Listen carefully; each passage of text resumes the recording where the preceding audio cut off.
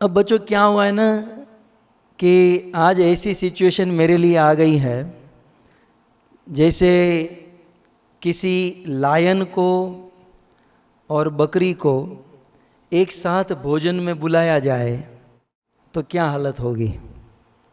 एक ही पिंजरे में किसी सिंह और बकरी को रखा जाए तो जैसी हालत होगी वैसी हालत यहाँ पर है।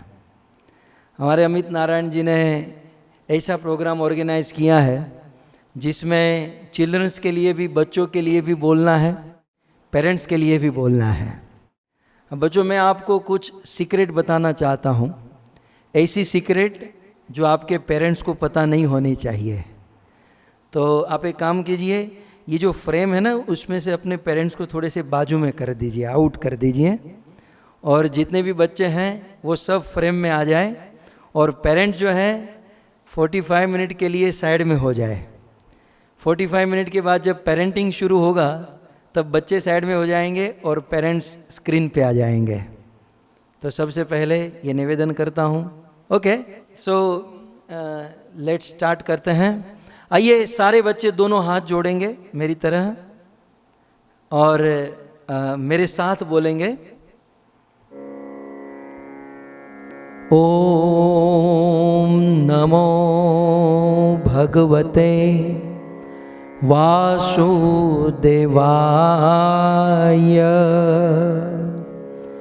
ओम नमो भगवते वासुदेवाय।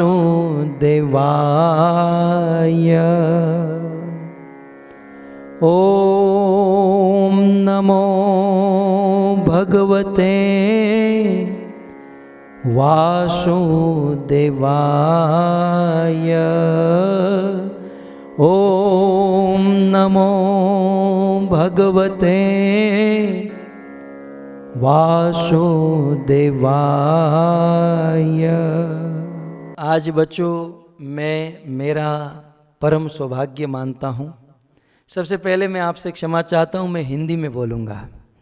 और वैसे आप सब हिंदी जानते हैं, और हिंदी नहीं जानते हैं तो अपने मम्मी पापा को कहना चाहिए कि हमें हिंदी सिखाए, क्योंकि हिंदी लैंग्वेज जो है ये हमारी जो मातृभाषा है, इसे सीखना अत्यंत आवश्यक है, क्योंकि हमारे सारे वेद शास्त्र संस्कृत में है और संस्कृत से जो निकट सबसे नज़दीक की लैंग्वेज है वो हिंदी है, गुजराती है या अपनी मातृभाषा मदर टंग है।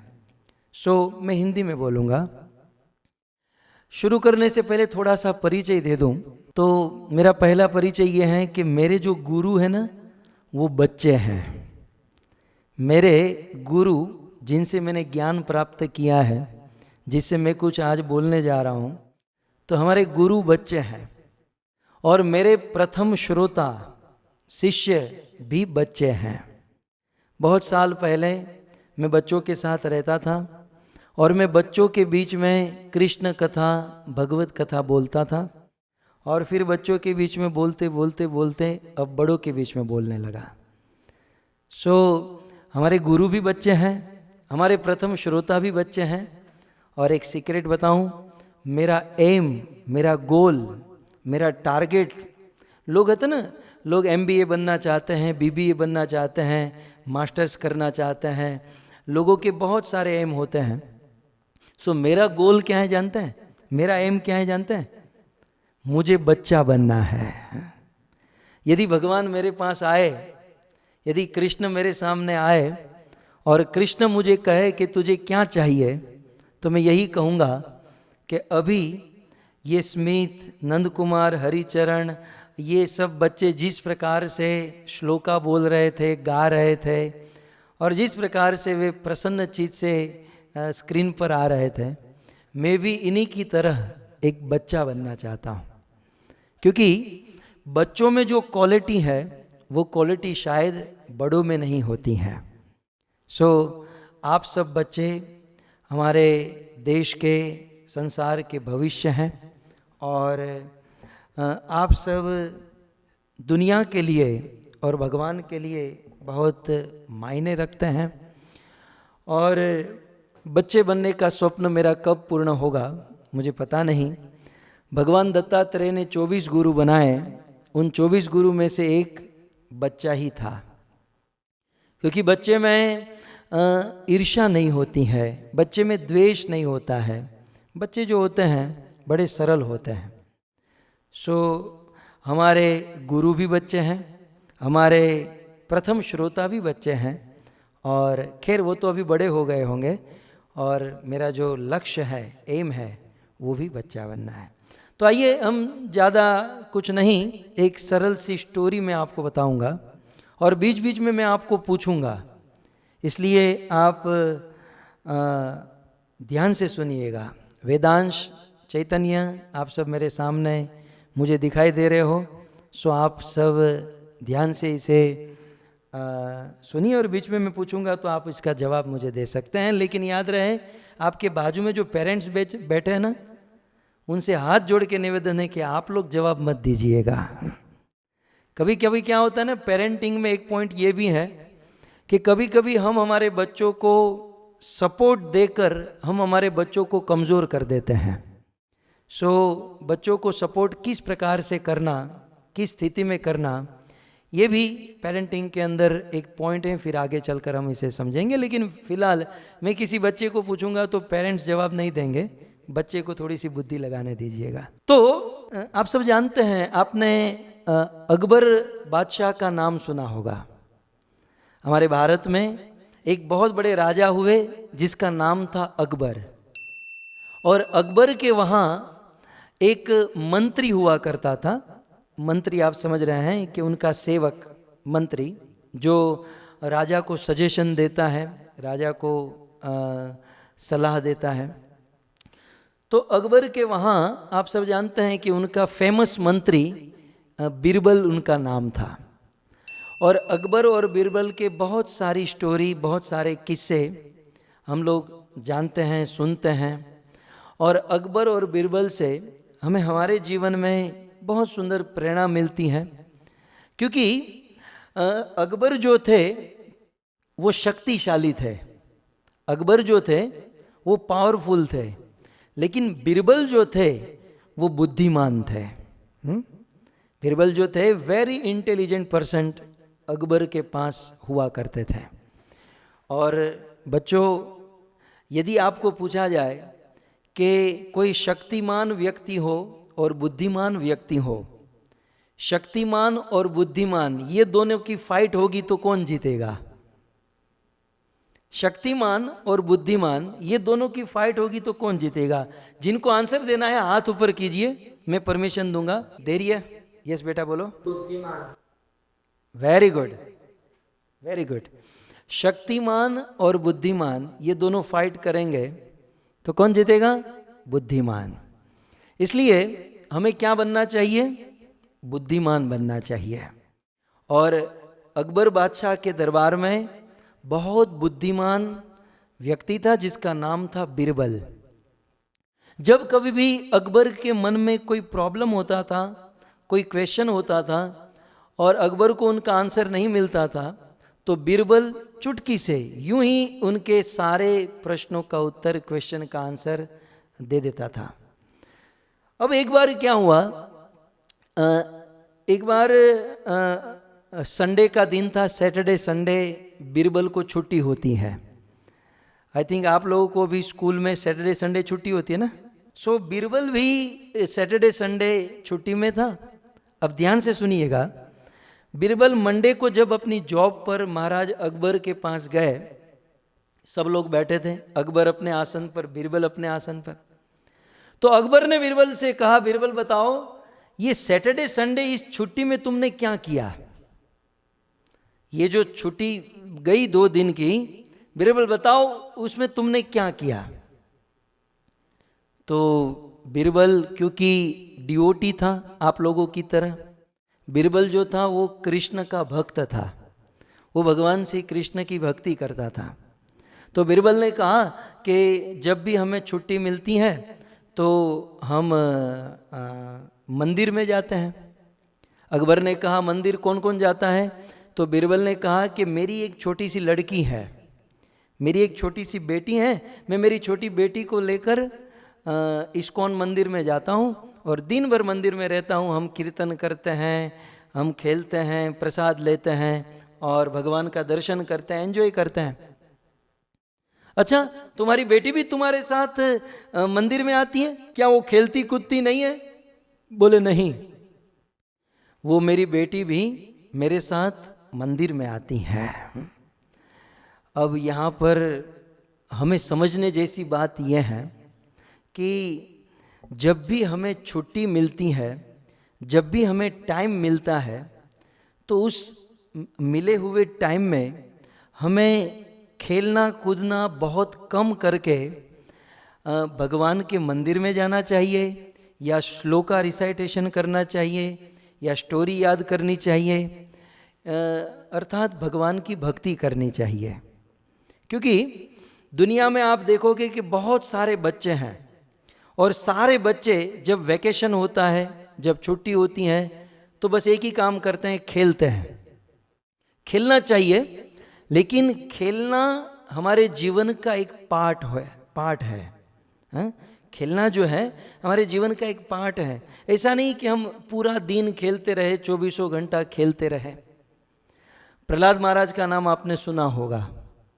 प्रहलाद महाराज जब छोटे थे और जब वे गुरुकुल में थे, जब उनको छुट्टी मिलती थी या फ्री पीरियड मिलता था, तो प्रहलाद के सारे फ्रेंड्स जो थे वो सब खेलते थे। और प्रहलाद क्या करते थे? प्रहलाद कीर्तन करते थे, प्रहलाद भगवान की स्टोरी याद करते थे। ठीक है? और इसलिए प्रहलाद महाराज चले गए, बहुत सारे युग बीत गए। प्रहलाद महाराज चले गए, उनके करोड़ों करोड़ों वर्ष बीत गए, लेकिन आज हम सब लोग प्रहलाद के फ्रेंड को याद करते हैं या प्रहलाद महाराज को याद करते हैं? हम प्रहलाद को याद करते हैं। इस दुनिया में जब भी हमें समय मिलता है और उस समय में भगवान का नाम लेते हैं, श्लोका याद करते हैं, स्टोरी याद करते हैं, मंदिर जाते हैं, तो हमें सब लोग याद करेंगे। पूरी दुनिया में सब लोग हमें जानेंगे, सब लोग हमें पहचानेंगे। हम कहीं भी रहे, हमें सब लोग पुकारेंगे, हमें सब लोग बुलाएंगे। और प्रहलाद के फ्रेंड्स की तरह हमें छुट्टी मिलने पर, टाइम मिलने पर केवल खेलते रहेंगे तो हमको कोई याद नहीं करेगा। अब आप बताइए कि प्रहलाद के फ्रेंड्स की तरह बनना चाहते हैं कि प्रहलाद की तरह बनना चाहते हैं? प्रहलाद की तरह बनना चाहते हैं ना। सो हमें जब भी समय मिले तो ज़्यादा से ज़्यादा भगवान का दर्शन, भगवान की सेवा या श्लोका, जैसे आप सब बच्चों ने बहुत सुंदर किया, और भी ज़्यादा करना चाहिए, जिससे हम प्रहलाद की तरह पूरे संसार में फेमस हो जाए, हमें सब लोग याद करें। और साथ ही साथ जिससे कोई भी गेम हम खेलते हैं तो खेलने के बाद थकावट होती है, हम थक जाते हैं, परंतु जब हम भक्ति के, कृष्ण के रिलेटेड कोई कार्य करते हैं तो हमारी एनर्जी बढ़ती है, हमारी बुद्धि बढ़ती है, ब्रेन पावरफुल होता है। सो हमें प्रहलाद की तरह खेलने में कम खेलना चाहिए, लेकिन उनका टाइम होना चाहिए, खेलने में कम ध्यान देना चाहिए। और जैसे ही समय मिले तो हमें ज़्यादा से ज़्यादा, जैसे आप सब स्टोरी, श्लोक आदि याद करते हैं, वे करना चाहिए। यदि ऐसा करेंगे तो प्रहलाद की तरह हम खुश हो पाएंगे और हम फेमस हो पाएंगे। सो बीरबल की बेटी जो थी, वे एवरी सैटरडे संडे बीरबल के साथ मंदिर में जाती थी, श्लोका रिसाइटेशन करती थी और बहुत सुंदर स्टोरी टेलिंग करती थी और बहुत बुद्धिमान थी, आप लोगों की तरह। अब क्या हुआ, अकबर ने बीरबल से पूछा कि तुम कल कहाँ गए थे? बोले कल छुट्टी थी, मैं मेरी बेटी को लेकर मंदिर गया था। तब अकबर का दिमाग हट गया, अकबर को क्रोध आया।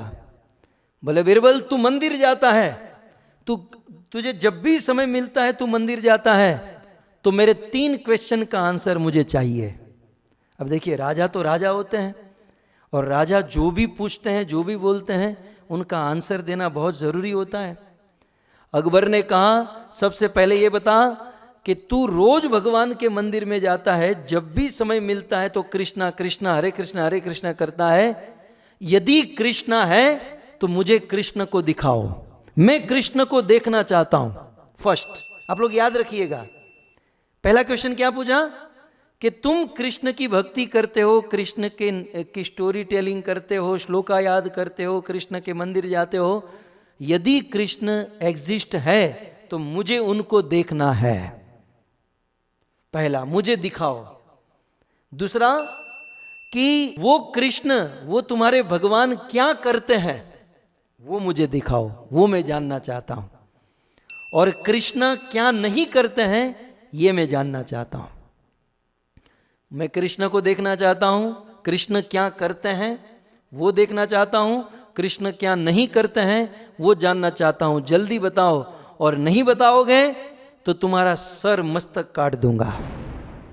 अब देखिए, राजा ने बिरबल को इतना जोर से धमकी देते हुए कह दिया, ये 3 क्वेश्चन का आंसर मुझे अब भी जल्दी बताओ। अब क्या करे, अब ये बिरबल भगवान कृष्ण को कैसे लाए? कोई लोग आपको पूछ सकते हैं ना कि आप हरे कृष्ण करते हो, लेकिन कृष्ण कहाँ पर है? हम कृष्ण को प्रैक्टिकल कैसे, फिजिकली कैसे दिखाएंगे? तो एक बिरबल तो टेंशन में आ गया। इवन बिरबल बहुत इंटेलिजेंट था, फिर भी तुरंत आंसर देना वो नहीं कर पाया। तो बिरबल ने एक्सटेंशन मांगा कि अकबर जी एक काम करो, मुझे 1 दिन का टाइम दे दो, मुझे 1 दिन का 24 घंटे का समय दे दो। कल मैं जब आपके दरबार में आऊँगा तो इनका आंसर दे दूंगा।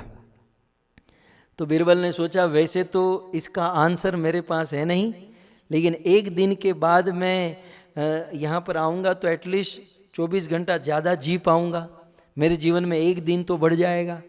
यह सोचकर बिरबल अपने घर पर चला गया। अब बिरबल घर पर गया तो उनकी वो छोटी सी बेटी थी ना, वो हमारी नव्या जैसी थी, वो छोटी सी बेटी थी। उसने देखा कि मेरे पिताजी, मेरे फादर घर पर आए हैं लेकिन ठीक से भोजन नहीं कर रहे हैं, बहुत चिंता कर रहे हैं। रात को जब सोने गए तो डेली बिरबल सोते समय अपनी वो छोटी सी बेटी को स्टोरी सुनाते थे। तो आज जब रात को सोने गए, वो छोटी सी बेटी ने कहा पापा मुझे स्टोरी सुनाओ। बोले आज मैं नहीं सुनाऊंगा, आज मुझे बहुत टेंशन है। उस छोटी सी बेटी ने कहा पिताजी आपको क्या चिंता है, आप तो इतने इंटेलिजेंट हो, आप तो इतने बुद्धिमान हो, आपको क्या टेंशन है? बोले बेटी तुम छोटी हो, तुम्हें नहीं पता चलेगा, तुम सो जाओ। बोले नहीं पिताजी मुझे बताओ तो सही, आपको प्रॉब्लम क्या है? जब बार बार उस बच्ची ने पूछा तब बिरबल को बताना पड़ा। बिरबल ने कहा कि आज जब मैं दरबार में गया था तो राजा ने मुझे कहा कि कल मैं तुम्हें मार दूंगा यदि मेरे 3 क्वेश्चन के आंसर नहीं दिए। यदि मेरे 3 क्वेश्चन के आंसर नहीं दिए तो मैं तुम्हें मार दूंगा। अब वो 3 क्वेश्चन कौन से थे? यस हर्षिता, भगवान किधर है? यस भगवान दिखाओ। Very good Harshita. और कौन बताएगा? चैतन्य। यस भगवान क्या कर सकते हैं और क्या नहीं कर सकते? Very good. देखिए इसे कहते हैं एडवांस डिवोटी। पूछा था केवल 1 क्वेश्चन, आंसर दिया 2। हमारा क्या था ना, हमारे स्कूल में क्या था कि 2 क्वेश्चन पूछते थे, हम 1 आंसर भी नहीं दे पाते थे। लेकिन आजकल के बच्चे इतने स्मार्ट हैं, इंटेलिजेंट हैं। वेरी गुड चैतन्य, बहुत सुंदर। तो इसका अर्थ है कि आप सबको याद है। Very good. तो बिरबल बहुत टेंशन में था, और बिरबल को टेंशन में देखकर उसकी जो छोटी सी बेटी थी ना, वो टेंशन लेने लगी। भक्तों आपके घर पर, बच्चों आपके घर पर जब भी आपके पेरेंट्स टेंशन में हो, चिंता में हो, तो उनसे प्रेम से बात करनी चाहिए, और उस समय उनसे कुछ मांगना नहीं चाहिए। और उस समय हमें ट्राई करनी चाहिए कि हम हमारे पेरेंट्स की चिंता को, प्रॉब्लम को दूर करें। बिरबल की छोटी सी बेटी थी, इवन बिरबल इंटेलिजेंट था, लेकिन अकबर के 3 क्वेश्चन का आंसर नहीं दे पा रहा था। उस बेटी ने कहा पिताजी मुझे तो बोलो। तो बिरबल ने कहा कि मैं गया था दरबार में और राजा ने कहा कि तुम कृष्ण के डिवोटी हो, ये कंठी तिलक ये सब किया है तो मुझे कृष्ण को दिखाओ, 1। दूसरा, मुझे ये बताओ कृष्ण क्या करते हैं, और तीसरा, मुझे ये बताओ कृष्ण क्या नहीं करते हैं। उस छोटी सी बेटी ने क्या कहा पता है? पिताजी, इसमें आप चिंता क्यों कर रहे हो, टेंशन क्यों ले रहे हो? ये तीनों क्वेश्चन का आंसर मैं जानती हूं।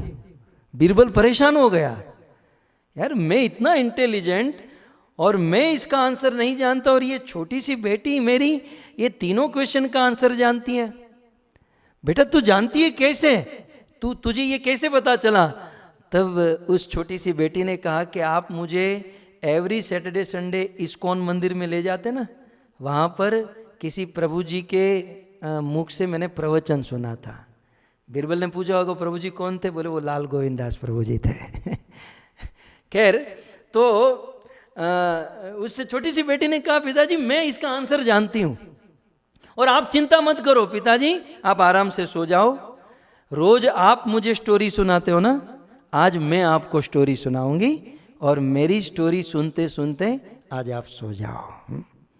तो भक्तों, रोज अपने पेरेंट्स से स्टोरी नहीं सुननी चाहिए, कभी कभी अपने पेरेंट्स को भी स्टोरी सुनानी चाहिए, ऐसी स्टोरी जो पेरेंट्स को न पता हो। ठीक है? तो उस छोटी सी बेटी ने कहा पिताजी आप चिंता मत करो, कल जब आप राजा के पास जाओगे तो मुझे भी साथ में लेकर जाना, और राजा को बोल देना कि आपके ये जो 3 क्वेश्चन है ना इतने इजी है, इसमें मुझे आंसर देने की जरूरत नहीं, इसका आंसर तो मेरी छोटी सी बेटी भी दे सकती है। आपके इतने इतने इतने इतने इजी क्वेश्चन है कि इसका आंसर तो मेरी छोटी सी बेटी भी दे सकती है, तो आप ऐसे उसको बता देना और फिर मैं राजा को बोल दूंगी। अब देखिए बहुत इंटरेस्टिंग है ये स्टोरी। तो फिर दूसरे दिन सुबह हुआ और अकबर लाइफ में फर्स्ट टाइम अपनी छोटी सी बेटी को, बीरबल अपनी छोटी सी बेटी को ऑफिस में लेकर गया। ऑफिस माने अकबर का जो दरबार था, उस दरबार में अपनी उस छोटी सी बेटी को लेकर गया। तो अकबर ने देखा कि बीरबल के साथ ये छोटी सी बेटी आई है। तो आप सब तो जानते हैं ना, बच्चों से सब लोग प्यार करते हैं। तो अकबर को बहुत अच्छा लगा, बीरबल को स्थान दिया, उस छोटी सी बेटी को बैठने के लिए भी आसन दिया। अकबर ने प्यार किया उस छोटी सी बेटी से, और फिर अकबर बिल्कुल क्रोध में आकर कहते हैं बीरबल 3 क्वेश्चन मैंने पूछे थे, इनका आंसर मुझे चाहिए, नहीं तो बेटी के सामने मैं तुझे मार दूंगा। तो उस छोटी सी बेटी ने सिखा कर रखा था। बीरबल ने कहा कि आपके क्वेश्चन इतने इजी हैं, इसका आंसर तो ये मेरी छोटी सी बेटी दे सकती है। अकबर तो दंग रह गया, उसकी आंखें फट गई। बोले ये छोटी सी बेटी इसका आंसर देगी? बोले हाँ। तो ठीक है। अब अकबर उस छोटी सी बेटी को कहते बेटा बोलो, मेरा पहला प्रश्न ये है, मैं आप लोग कृष्ण के डिवोटी हो, आप लोग कृष्ण के डिवोटी हो, मुझे कृष्ण को देखना है, मैं कृष्ण को देखना चाहता हूं। वो छोटी सी बेटी ने अपनी घड़ी में देखा। आप लोग घड़ी पहनते हैं, वॉच पहनते हैं? तो अपने पापा मम्मी को कहेगा कि मुझे वॉच लेकर दो, ठीक है? तो उस छोटी सी बेटी ने घड़ी में देखा, अकबर बादशाह आपके क्वेश्चन का आंसर मेरे पास है, लेकिन मेरे दूध पीने का टाइम हो चुका है, सो मेरे लिए दूध मंगवाओ। अब अकबर क्या करे, अकबर को तो आंसर भी चाहिए था। तो उस आंसर के लिए अकबर ने, और छोटी सी बेटी थी तो इसलिए प्रेम तो था ही, तो अकबर ने अपने सैनिक को कहा जाओ एक बहुत अच्छा दूध हल्दी डाल कर, शक्कर डालकर, जैसे आप लोग पीते हो ना। और वो कौन सा दूध था जानते हैं? भैंस का था? नहीं, अकबर की जो बेटी है वो गाय का दूध पीते थी। कौन सी गाय का? देसी गाय का दूध पीती थी।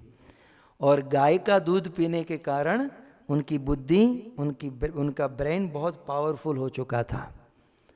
आपके घर पर भी जब भी आपके मम्मी पापा आपको दूध पिलाए तो पूछना चाहिए कि ये दूध किसका है, और ट्राई करनी चाहिए, प्रयास करना चाहिए कि हम गाय का दूध पिए, गौ माता का दूध पिए।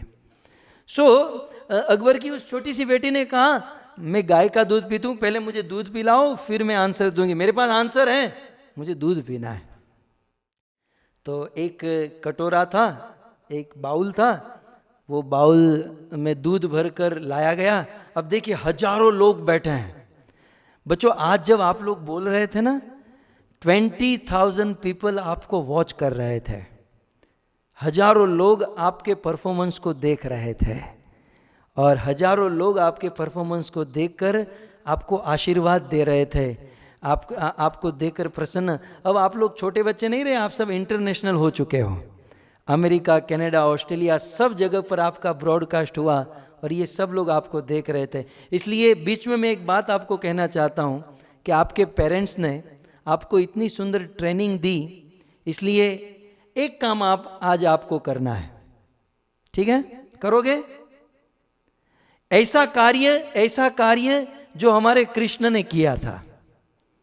कृष्ण जब आप जितने छोटे थे, कृष्ण जब छोटे थे तो कृष्ण ने वो किया था, क्योंकि आपके पेरेंट्स ने आपके पीछे बहुत मेहनत की है, इसलिए एक कार्य करना है। और वो कार्य क्या है जानते हैं?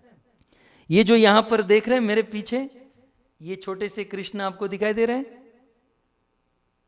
तो ये कृष्ण नंद बाबा के चप्पल को अपने सिर पर लेकर नंद बाबा को दे रहे हैं कि नंद बाबा ये चप्पल आप पहनिए और इसे पहनकर आप अपनी ऑफिस में जाइए।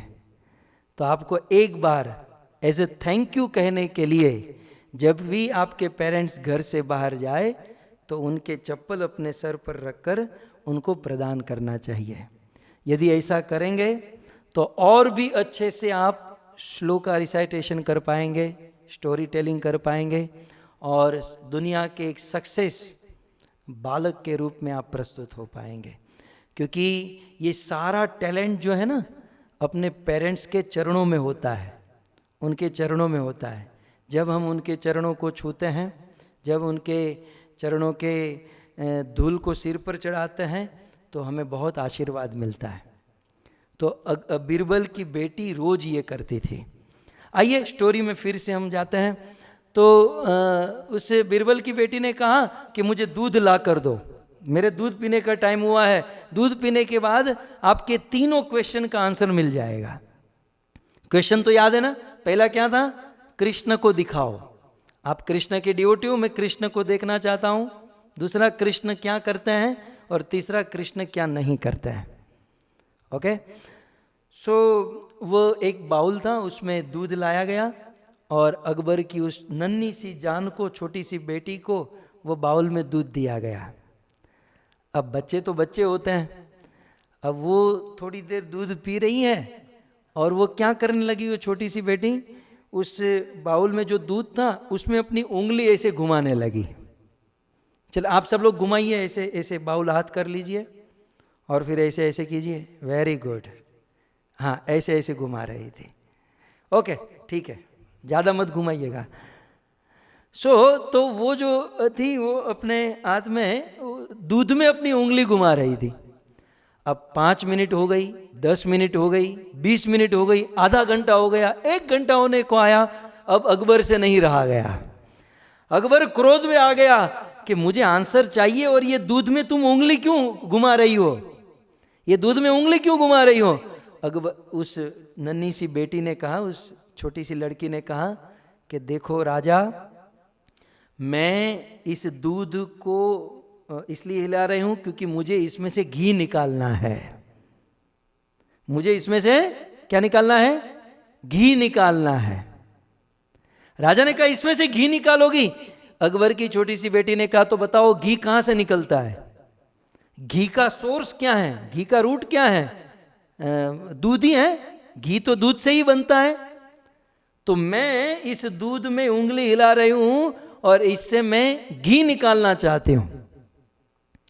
तब अकबर बादशाह ने कहा, ध्यान से सुनिएगा, तब अकबर ने कहा देखो दूध में से घी निकलता है बेटा, तुम बहुत छोटी हो, दूध में से घी निकलता है, लेकिन दूध में से घी निकालने के लिए 5 चीज करनी पड़ती हैं। सबसे पहले, ध्यान से सुनिएगा बच्चों, सबसे पहले दूध को गर्म करना पड़ता है। क्या करना पड़ता है? बोलिए सब लोग अपने आप से, दूध को गर्म करना पड़ता है। दूसरा, फिर इस दूध में, उस दूध में दही डालना पड़ता है। दही माने कुछ खटास डालनी पड़ती है। ओके, फिर उस दूध में दही डालने के बाद उसको ढककर, उस पात्र को बंद करके रात भर छोड़ देना पड़ता है। 3, चौथा क्या करना पड़ता है, फिर जब सुबह उसका दही बन जाता है तो उसका मंथन करना पड़ता है। मंथन माने उसमें ग्राइंडर या कैसे भी करके उनको हिलाना पड़ता है। यस, ऐसे ऐसे, वेरी गुड। और मंथन करने के बाद जब उससे माखन निकलता है तो उस माखन को गरम करना पड़ता है। जब माखन गरम करते हैं तब घी बनता है। अब वो छोटी सी लड़की कह रही है कि मैं दूध के बाउल में उंगली घुमाकर घी निकालना चाहती हूं। अकबर ने कहा ऐसे कैसे घी निकलेगा, दूध में घी है, दूध से घी निकल सकता है, लेकिन दूध से घी निकालने के लिए 5 प्रोसेस होती है। पहली प्रोसेस फिर से याद कीजिएगा, दूध से घी निकालने के लिए 5 प्रोसेस होती है। पहली प्रोसेस, उस दूध को गर्म करना पड़ता है। दूसरा, उसमें दही डालना पड़ता है, दही का एक छिटका, दही थोड़ा सा दही डालना पड़ता है। तीसरा प्रोसेस, दही डालने के बाद उसको रात को छोड़ देना पड़ता है। उसे बार बार देखते रहेंगे तो उस दूध से दही नहीं बनेगा। पेशेंस चाहिए, धैर्य चाहिए, उसे छोड़ देना होगा। चौथा, फिर वो दही बनने के बाद उसका मंथन करना होगा। फिर चौथा है उसको मंथन करना होगा, और मंथन करने के बाद भी क्या निकलेगा, माखन, बटर। उस माखन को जब हम गरम करेंगे फिर घी बनेगा। तो अकबर ने कहा कि बेटा तुम इस दूध के बाउल में उंगली घुमाकर घी निकालना चाहती हो, घी ऐसे नहीं निकलेगा। घी निकालने के लिए ये 5 प्रोसेस करनी होगी। तब उस छोटी सी नन्ही सी बेटी ने यही कहा कि राजा, जब दूध में घी है, लेकिन दूध से घी को निकालने के लिए 5 प्रोसेस करनी पड़ती है, ठीक उसी प्रकार इस दुनिया में भगवान है, इस दुनिया में कृष्ण है, कृष्ण सब जगह पर है। जैसे दूध में घी है, उस घी को निकालने के लिए 5 प्रोसेस करनी पड़ती है, वैसे इस दुनिया में भगवान है, कृष्ण है, लेकिन उस कृष्ण को देखने के लिए 5 प्रोसेस करनी पड़ेगी। और वो 5 प्रोसेस क्या है? तो सबसे पहले क्या था, दूध में से घी निकालने के लिए पहले दूध को क्या करना पड़ता है, गरम करना पड़ता है। तो गरम करने का अर्थ है कि राजा, वो छोटी सी बेटी कहती है कि दूध को पहले गरम करना होगा। तो गरम करने का अर्थ यह है कि यदि हमें भगवान को देखना है तो सबसे पहले श्रद्धा प्रकट करनी होगी। ठीक है, पहले हमें श्रद्धा प्रकट, दूध को गरम करने का अर्थ है श्रद्धा प्रकट करनी होगी। फिर दूसरी प्रोसेस क्या है, दूध में थोड़ा सा दही डालना होगा। केवल श्रद्धा से नहीं चलेगा, जब श्रद्धा हो गई तो हमारे अंदर कुछ ब्लेसिंग, कुछ कृपा की बूंद चाहिए, और वे ब्लेसिंग, वो कृपा कौन देंगे, वो गुरु देंगे, हमारे स्पिरिचुअल मास्टर देंगे। ओके, सो दूध को पहली प्रोसेस है उसे गर्म करना, इसका अर्थ यह है कि श्रद्धा उत्पन्न करना। दूसरा है उसमें दही डालना, इसका अर्थ है गुरु की ब्लेसिंग, गुरु की कृपा। तीसरा, दूध को क्या करना होगा, फिर उसमें दही डालने के बाद उसको छोड़ देना होगा। आप दूध में दही डालो और बार बार उसे खोल के देखो हर 5 मिनट में, तो वह दूध का दही नहीं बनेगा। उसमें पेशेंस चाहिए, धैर्य चाहिए, उसे छोड़ देना होगा। ठीक उसी प्रकार भगवान को देखने के लिए धैर्य चाहिए, है ना। हमारे रूप गोस्वामी कहते हैं उत्साहात निश्चयात धैर्यात, धीरता चाहिए, पेशेंस चाहिए। चौथी प्रोसेस क्या है, जब वो दही बन जाता है तो उसका मंथन करना होगा, है ना। बिना मंथन किए माखन नहीं मिलेगा। तो मंथन का मतलब है साधना करनी होगी, भगवान का नाम लेना होगा, चैंटिंग करना होगा। और चैंटिंग कैसे करना होगा, सब लोग हाथ ऊपर करके हरे कृष्णा कृष्णा कृष्णा हरे हरे, हरे राम राम राम हरे हरे। तो ये जो चैंटिंग है ये मंथन के बराबर है। मंथन करने में जोर होता है, मेहनत लगती है। ठीक उसी प्रकार जब हम चैंटिंग करते हैं तो मेहनत लगती है, जोर लगता है। जब हम श्लोका याद करते हैं मेहनत लगती है, जोर लगता है ना। जब हम कोई स्टोरी याद करती है तो मेहनत लगती है। ठीक उसी प्रकार मंथन करने में मेहनत लगती है, लेकिन बिना मंथन किए माखन नहीं मिलेगा। ठीक उसी प्रकार बिना हरि नाम जप किए, बिना श्लोका याद किए भगवान नहीं मिलेंगे। चौथी प्रोसेस है मंथन माने साधना, और लास्ट प्रोसेस मंथन करने के बाद जब माखन निकलता है तो उसे गर्म करना होगा। माखन को गर्म करेंगे तब घी बनेगा। तो माखन को गर्म करने का अर्थ है एग्जाम देना होगा। सभी लोगों के जीवन में भगवान एग्जाम लेते हैं, और ये एग्जाम कैसी होती हैं कि हमारे मन में जो डिजायर है, जो इच्छा है, वो इच्छा पूरी नहीं करने देते हैं। और भगवान देखते हैं चुपके चुपके कि इस लड़के को, इस बच्चे को ये टॉयस चाहिए, और उनके पेरेंट्स ना बोल रहे हैं, तो अब ये क्या कर रहा है। उस समय भी यदि हम अपने मन को मना ले और हम खुश रहे, हमारे पेरेंट्स की बात को मानकर हम खुश रहे, तो भगवान देखते हैं कि ये एग्जाम में पास हो गया। इस प्रकार 5 प्रोसेस, जैसे दूध में घी है, लेकिन दूध से घी को प्रकट करने के लिए 5 प्रोसेस से गुजरना होगा। ठीक उसी प्रकार उस छोटी सी बेटी ने, बिरबल की बेटी ने कहा कि इस दुनिया में भगवान है, लेकिन उस भगवान को देखने के लिए 5 प्रोसेस करना होगा।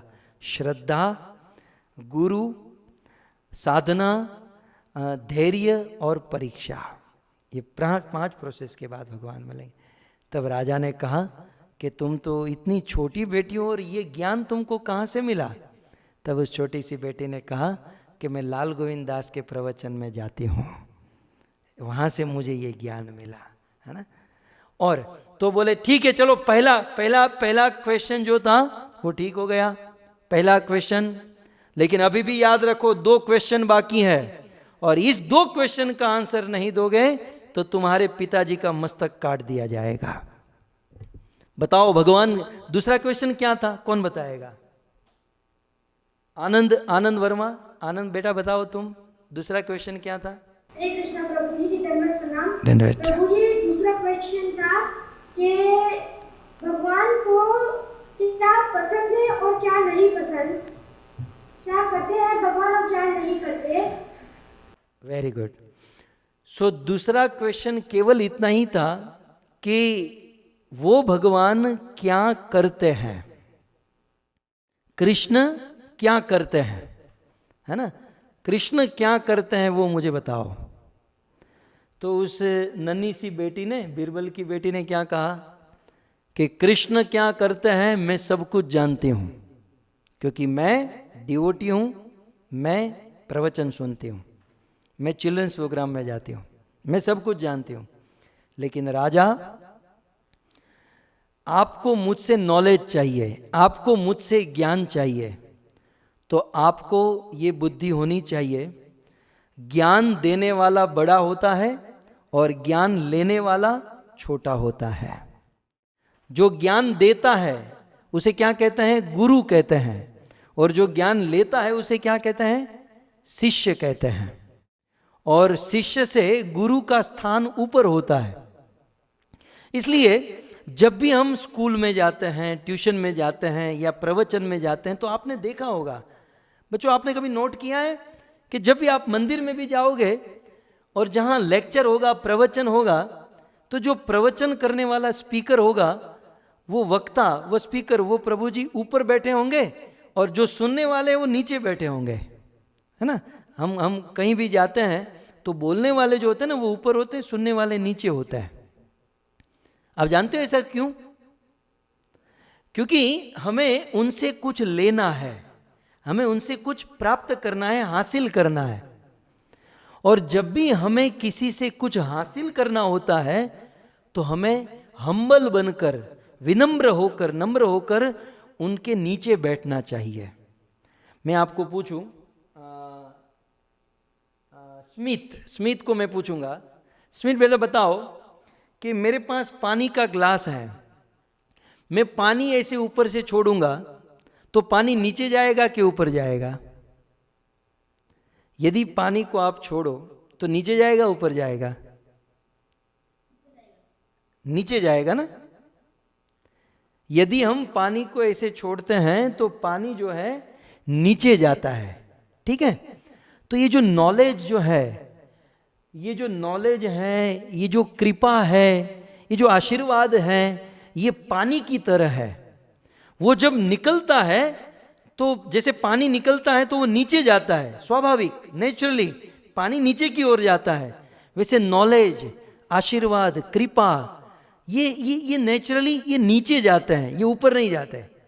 इसलिए हमें किसी से नॉलेज लेना है, ब्लेसिंग, आशीर्वाद, कृपा ये सब लेना है तो हमें नीचे बैठना होगा, क्योंकि ये नॉलेज, ये आशीर्वाद, ये कृपा नीचे की ओर जाता है। इसलिए हमें नीचे बैठना होगा और नीचे बैठकर उसे प्राप्त करना होगा, उसे ग्रहण करना होगा। तो बीरबल की बेटी ने क्या कहा कि राजा तुमको नॉलेज चाहिए कि कृष्ण क्या करते हैं और मुझे तुमको नॉलेज देना है, तो तुम जानते नहीं, तुमको मुझसे नीचे बैठना होगा। तो एक काम करो, तुम्हारे आसन पर मैं बैठती हूं और मेरे आसन पर तुम बैठ जाओ। अब अकबर बादशाह को तो क्या था, उनको तो नॉलेज चाहिए था, उनको तो आंसर चाहिए था। बोले ठीक है माँ, मेरी माँ, तू मेरे आसन पर बैठ जा, मैं तेरे आसन पर। तो अकबर बादशाह बिल्कुल नीचे जाकर बैठ गए और वो छोटी सी बेटी राजा की कुर्सी पर बैठ गई। बोले अब तो मेरी माँ बताओ कि तुम्हारे कृष्ण क्या करते हैं। उस बेटी ने कहा देखो अभी भी कुछ कमी है। बोले क्या कमी है? बोले तुम्हारे मस्तक पर ये जो ताज है, आप सब जानते हैं ना, जो किंग होते हैं, जो राजा होते हैं, वो सिर पर ताज पहनते हैं, मुकुट पहनते हैं।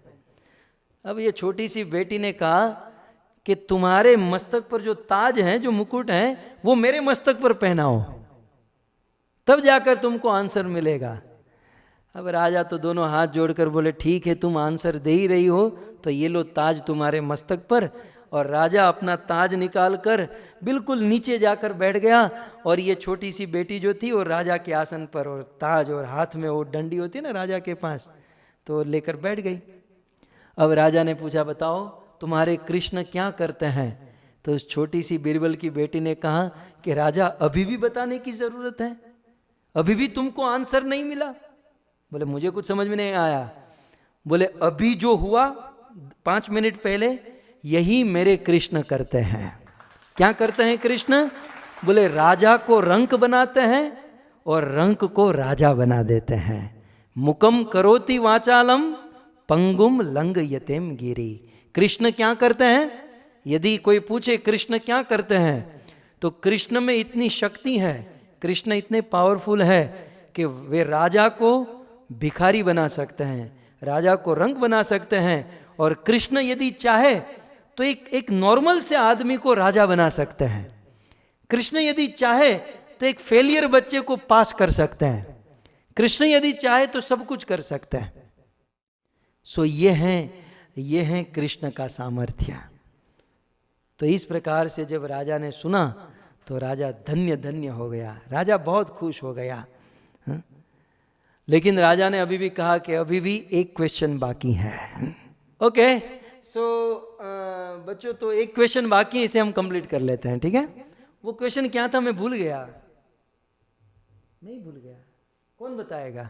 प्रियांशु, प्रियांशु। हरे कृष्ण।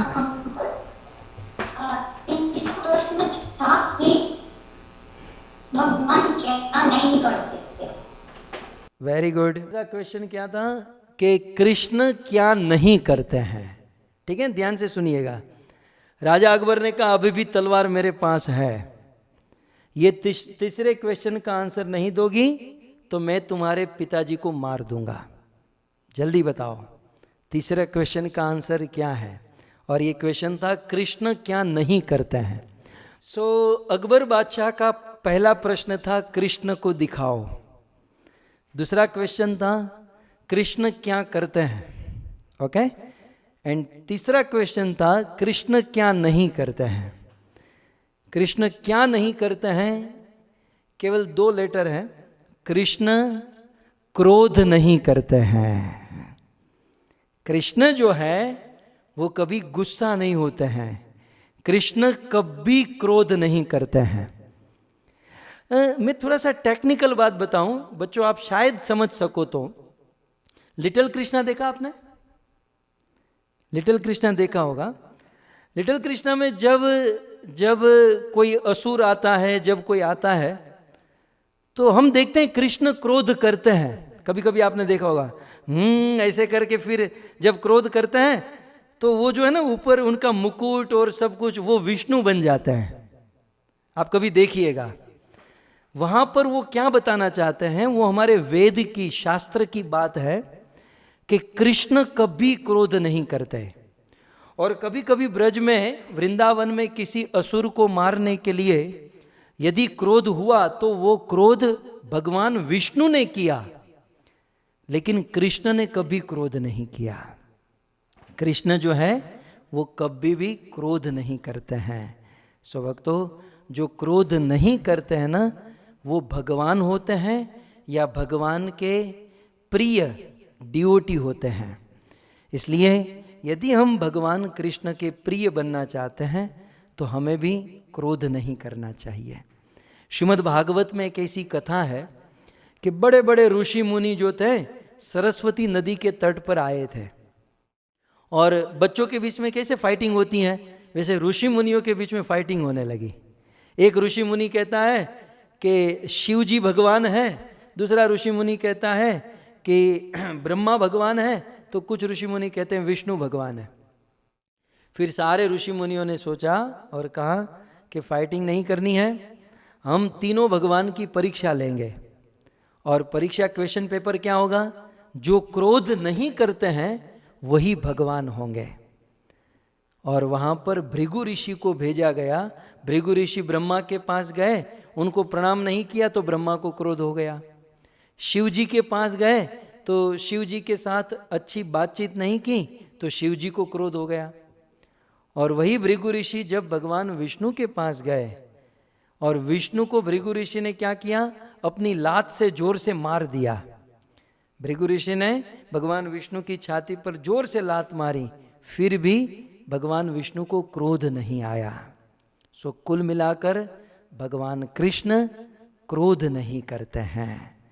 सो अकबर बादशाह ने कहा था बीरबल को 3 क्वेश्चन का आंसर चाहिए, नहीं तो मैं तुझे मार दूंगा। बीरबल बहुत चिंता में था, वो मरने ही वाला था, लेकिन उनकी छोटी सी बेटी ने इन तीनों क्वेश्चन का आंसर देकर अपने पापा को मृत्यु से, मरने से बचा लिया।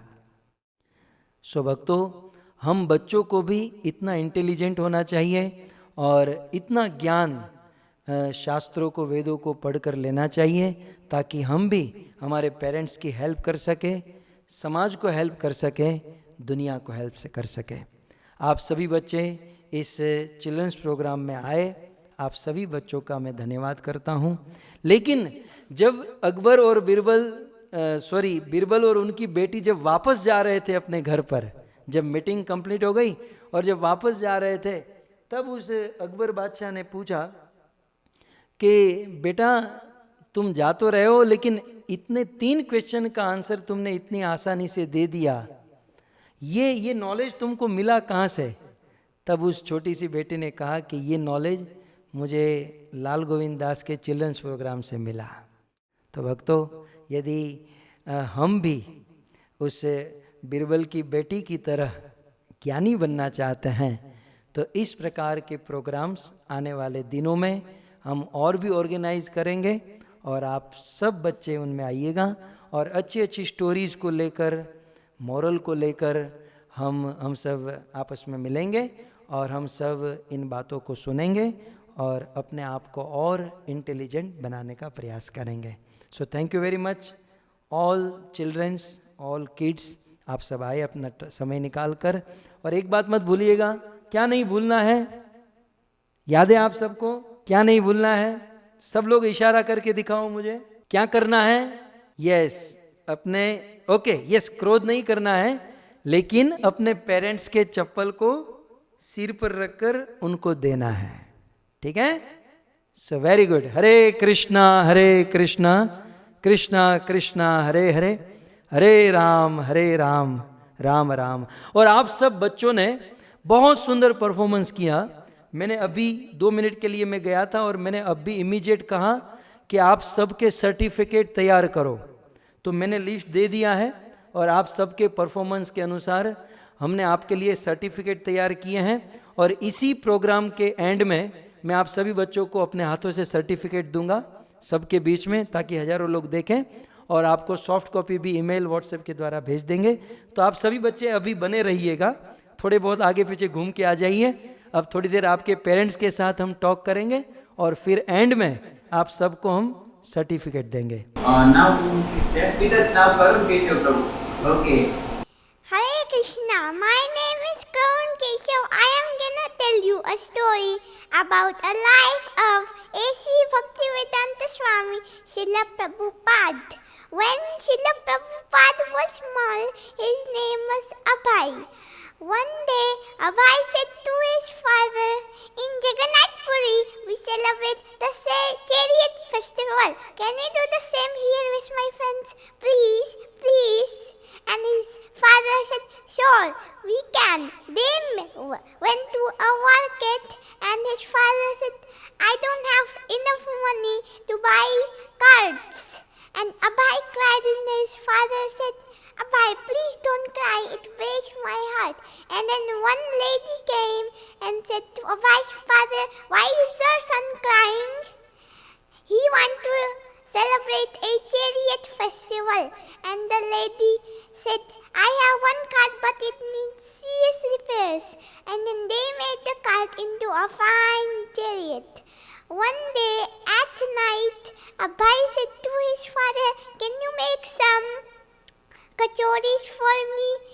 And my mother is saying that it's too late to make some kachoris. And his father said, "Sure, I can.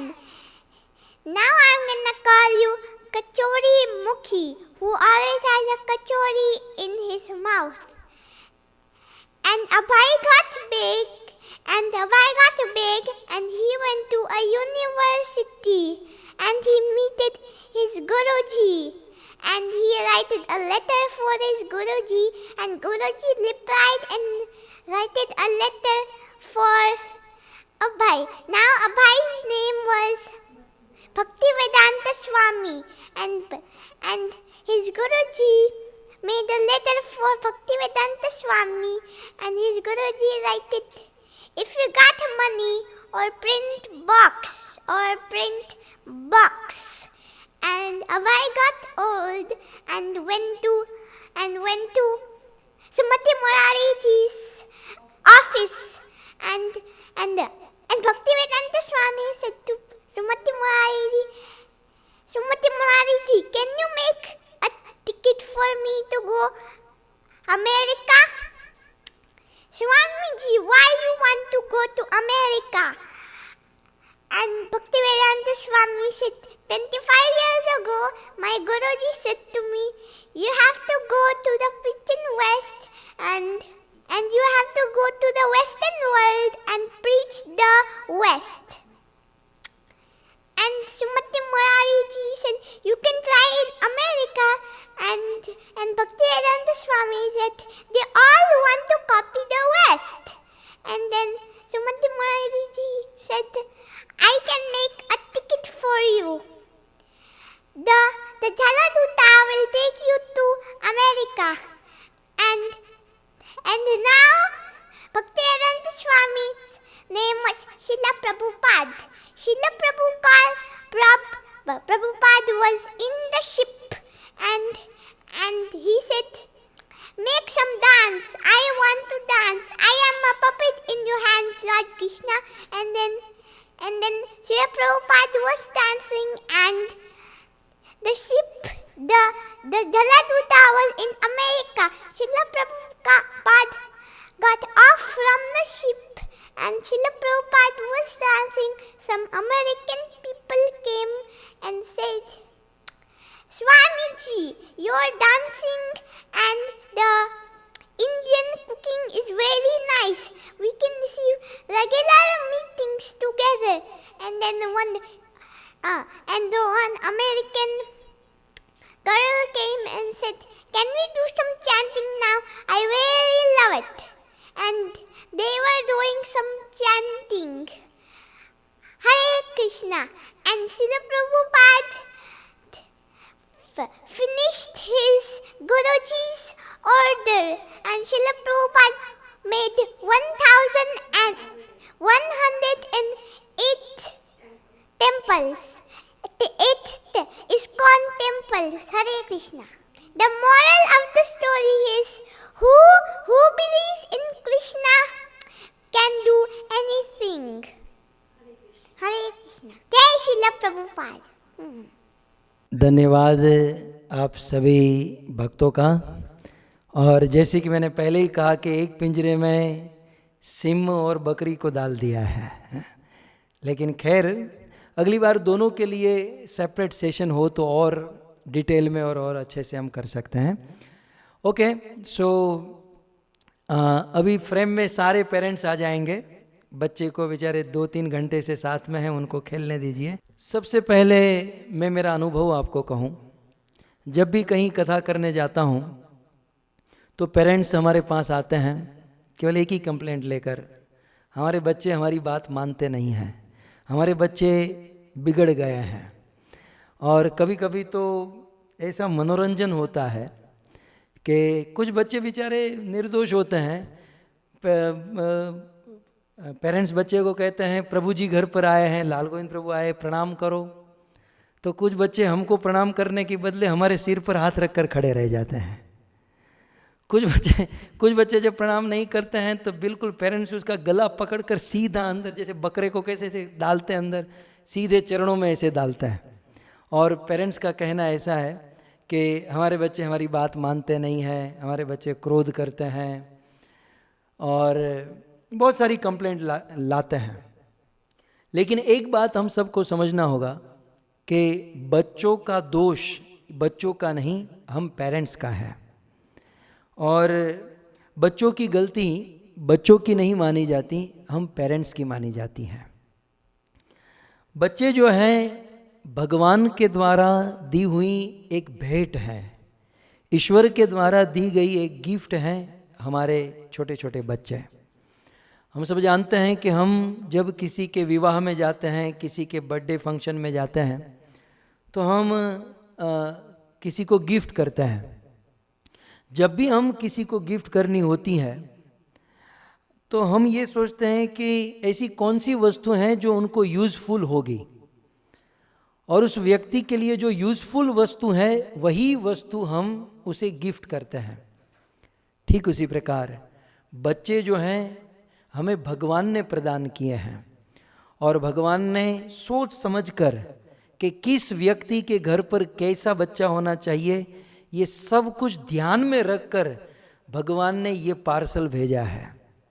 इसलिए ये जो पार्सल है एग्जैक्ट घर पर आया है, हमारे पास आया है, और ईश्वर के द्वारा भेजा गया ये परफेक्ट पात्र हमारा बच्चा हमारे घर पर है।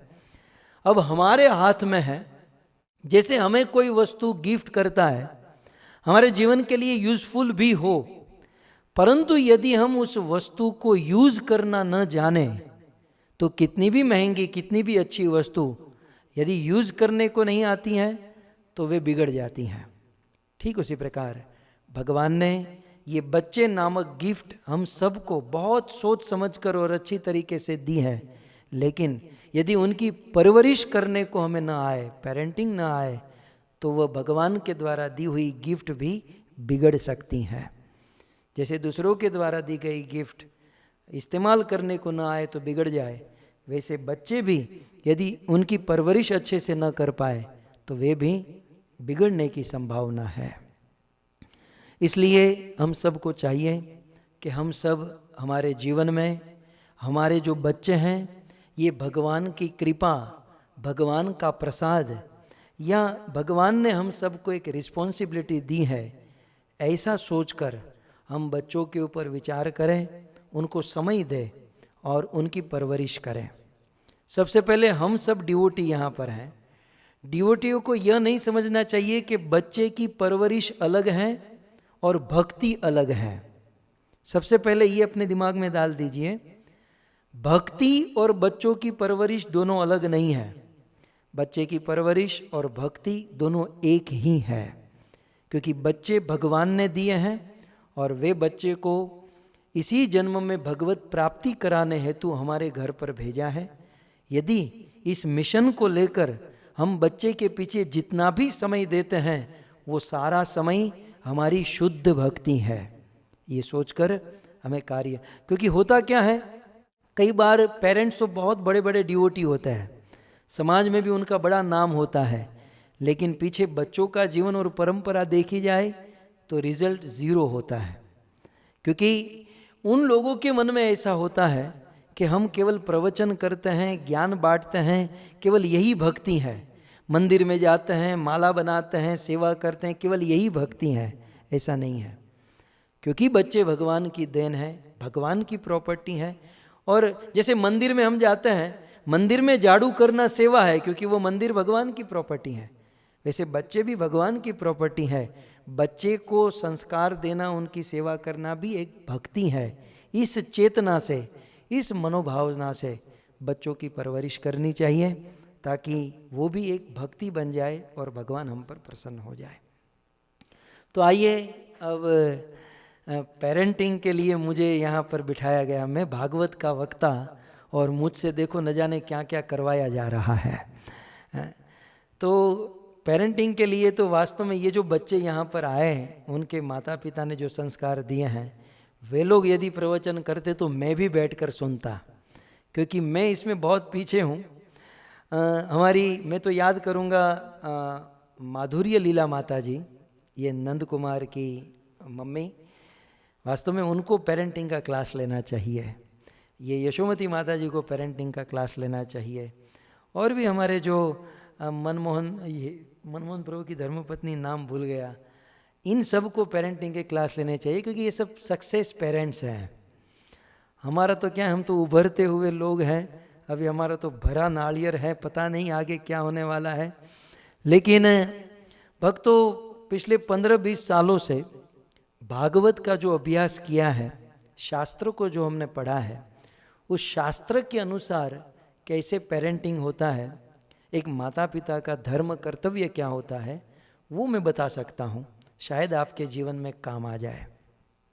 मैं जब भी शास्त्र पढ़ता हूँ, और पढ़ते पढ़ते ये मेरी एक स्टाइल है कि भाई उनमें से मान लो यूथ के लिए कुछ ऐसे श्लोक पॉइंट्स आते हैं तो मैं उसको अलग कर लेता हूँ, अलग फाइल में डाल देता हूँ।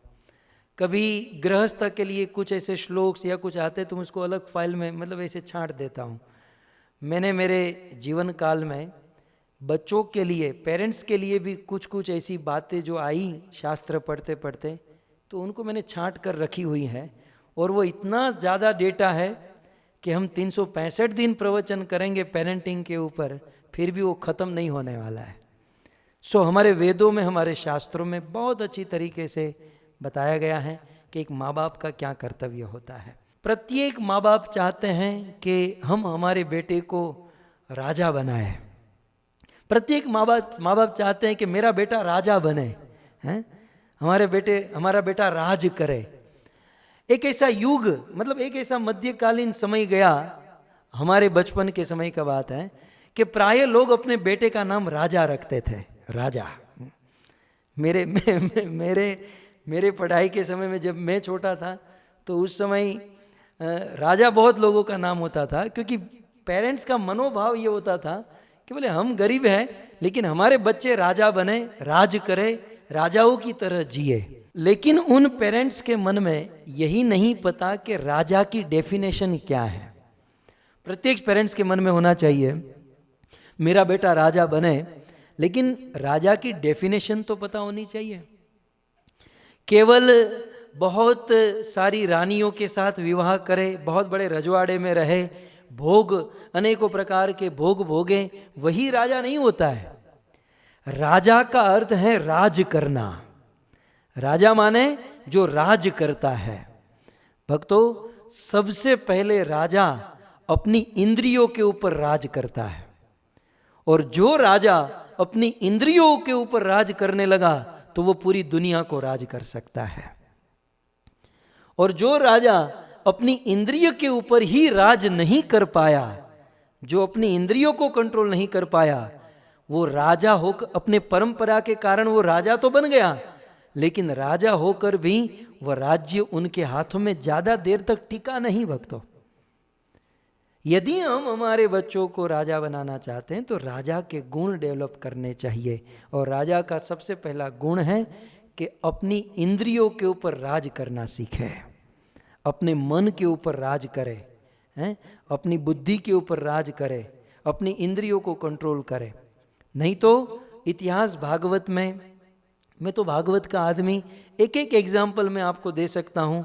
श्रीमद् भागवत में पुरूरवा महाराज ने अपना दुख व्यक्त करते हुए एक श्लोक कहा कि नर देव शिखामणि, मैं संसार के सभी राजाओं का मुकुटमणि हुआ करता था, मैं सभी राजाओं का सरताज हुआ करता था, लेकिन मेरी इंद्रिया कंट्रोल में नहीं होने के कारण मैं स्त्री की आसक्ति में, संसार के भोगों में ऐसा फंसा कि पुश्तों के कारण, परंपरा के कारण मैं राजा तो बना, लेकिन इंद्रिया कंट्रोल में नहीं होने के कारण आज ये सारा राजपाट सब कुछ मेरे हाथों से निकल गया।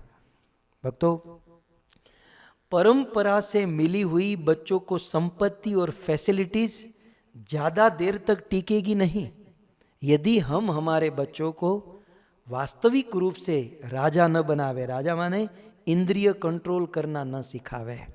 कुल मिलाकर प्रत्येक पेरेंट्स का स्वप्न होता है राजा, लेकिन वो राजा की डेफिनेशन पता होनी चाहिए और कैसे अपने बेटे को राजा की तरह परवरिश करना, ये भी ज्ञान हमारे अंदर होना चाहिए। अब कुछ लोग कहते हैं, मेरी उम्र वाले लोग कहते हैं कि भाई ये सब बच्चों के ऊपर इतना ध्यान देने की क्या ज़रूरत है, हम लोगों के ऊपर किसने ध्यान दिया था, लेकिन ठीक ठाक जी रहे हैं, हो ही रहा है, हरे कृष्ण चैंटिंग, जपा आदि सब कुछ कर रहे हैं, ये बच्चों के ऊपर इतना ध्यान देने की क्या ज़रूरत है। भक्तों, ये बात सत्य है कि हमारे ज़माने में बच्चों के ऊपर ध्यान देने की ज़रूरत नहीं थी, क्योंकि हमारे ज़माने में यदि किसी को बिगड़ना होता था तो बिगड़ने का स्कोप ही कहाँ था। अब ये जगदीश भाई मारी सामे बैठा है, शिकागोથી। जगदीश भाई, આપણા જમાનામાં આપણે બગડવું હોત तो શું બગડી શકે? બગડવાનું કંઈ હતું આપણા જમાનામાં? हमारे ज़माने में बिगड़ने के लिए कुछ था ही नहीं। और आज टेक्नोलॉजी ने इतना प्रोग्रेस कर लिया है, इतनी सारी गैजेट हो चुकी हैं, टेक्नोलॉजी हो चुकी है कि बच्चा टेक्नोलॉजी के साथ इतना जुड़ा हुआ है कि उसे बिगड़ने में थोड़ी भी देरी नहीं लग सकती है। इसलिए हमारे ज़माने में यदि अपने माता पिता ने इतना अधिक ध्यान नहीं रखा तो एक बार चल गया, लेकिन ये सोचकर कि हमारे ऊपर माता पिता ने ध्यान नहीं रखा था और हम नहीं रखेंगे तो चल जाएगा, तो ये सोच गलत है। जैसे जमाना आगे बढ़ रहा है वैसे हमें बच्चों के ऊपर ध्यान रखना अत्यंत आवश्यक है।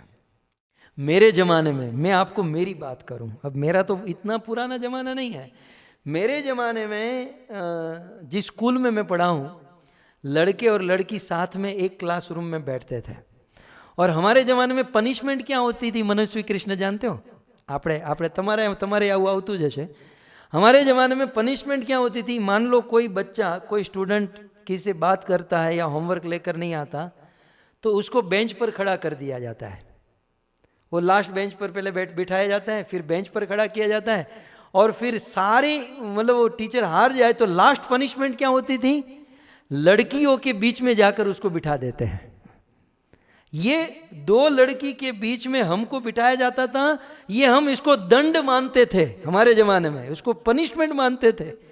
और आज के बच्चे को दो लड़की के बीच में बिठाओ तो ये अपना सौभाग्य समझेंगे, यार ये तो होना ही चाहिए। तो मैं ये जनरेशन गैप की बात कर रहा हूँ कि हमारे जनरेशन में और आज के बच्चों की जनरेशन में बड़ा गैप आ चुका है। इसलिए हमें भी अपने आप को कुछ हद तक कंसिडर करना होगा और हमें भी बच्चों के ऊपर कुछ अधिक ध्यान रखना होगा। मैं पहले ही आपको कह दूं, वैसे ही आज के प्रोग्राम में टाइम बहुत हो चुका है और वैसे ही बच्चों के ऊपर जो जो बोलना है और जो मैंने डेटा कलेक्ट किया है पिछले 15-20 सालों से, वो मैं ये आधा पौने घंटे में आपको पूरा नहीं बता सकता। मैं केवल एक पॉइंट को लेकर केवल आज हम चर्चा करेंगे और फिर कभी अवसर मिला तो लाइन बाय लाइन किस प्रकार से पेरेंटिंग करना चाहिए, बच्चों को कैसे कैसे हमें आगे बढ़ाना चाहिए, हम सब साथ में मिलकर मेरे भी 2 बच्चे हैं, हम सब का भी ये समय है पेरेंटिंग करने का, तो हम सब साथ में मिलकर कुछ सात्विक तात्विक चर्चा के द्वारा हम आगे बढ़ेंगे। तो यदि मैं शास्त्र के ऊपर दृष्टि करूं, हमारे भागवत वेदों के ऊपर दृष्टि करूं, तो किसी बालक को सफल बनाने के लिए, सफल माने यदि हम हमारे बच्चे को महान बनाना चाहते हैं, हम हमारे बच्चे को ग्रेट बनाना चाहते हैं, तो हमारे बच्चे को महान बनाने के लिए शास्त्र के अनुसार हमें 5 वस्तु करनी होगी। हम आपके बीच में 5 वस्तु बताऊंगा। उस 5 वस्तु यदि हम करते हैं तो निश्चित हमारा बच्चा सफल हो सकता है, महान हो सकता है या ग्रेट बन सकता है।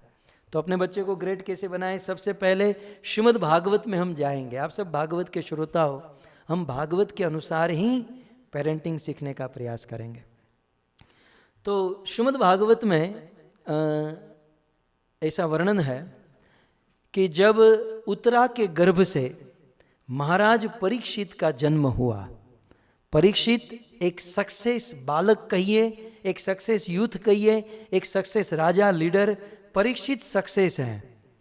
तो परीक्षित का जब जन्म हुआ तब कुल गुरु कृपाचार्य को बुलाया गया। बालक का आप गुण बताइए। मैं आपके सामने श्लोक रख रहा हूं ताकि आपको थोड़ी सी धारणा बैठ जाए। येष दाता शरण्यश्च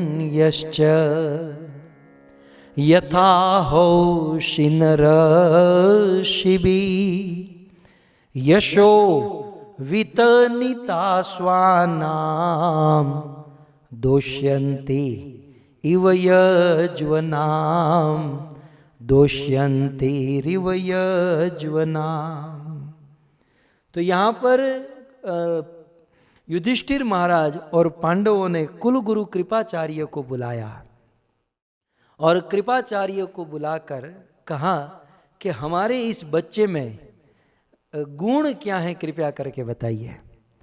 तो महाराज परीक्षित जैसे सक्सेस राजा, सक्सेस डिवोटी, सभी मायने में एक सक्सेस व्यक्ति जो हमारे इतिहास में हुए, उस सक्सेस व्यक्ति महाराज परीक्षित के विषय में उनके गुणों को बताते हुए भविष्यवाणी की गई कि ये बच्चा आगे चलकर यश दाता। तो भक्तों, यदि हम हमारे बच्चों को परीक्षित की तरह, ध्रुव, प्रहलाद या किसी की भी तरह यदि हम महान बनाना चाहते हैं या ग्रेट बनाना चाहते हैं, तो हमें भागवत से ये गुण लेना होगा, यश दाता। दाता माने हमारे बच्चों में दूसरों को देने का स्वभाव मेंटेन करना होगा। हमारे बच्चों में दूसरों को देने का स्वभाव का अभ्यास कराना होगा, जिसे इंग्लिश में कह सकते हैं गिविंग अदर, ऐसा स्वभाव जो दूसरों को दे। एक बात याद रखिएगा, ये मेरा अनुभव मैं आपको कह रहा हूं शास्त्रों को पढ़ने का, कि जो बच्चा जितना अधिक दूसरों को देने की भावना सीखेगा, जो बच्चा दूसरों को शेयरिंग करने की जितनी अधिक आदत डालेगा, वो बच्चा अपने फ्यूचर में उतना ही सफल होगा, उतना ही सफल होगा।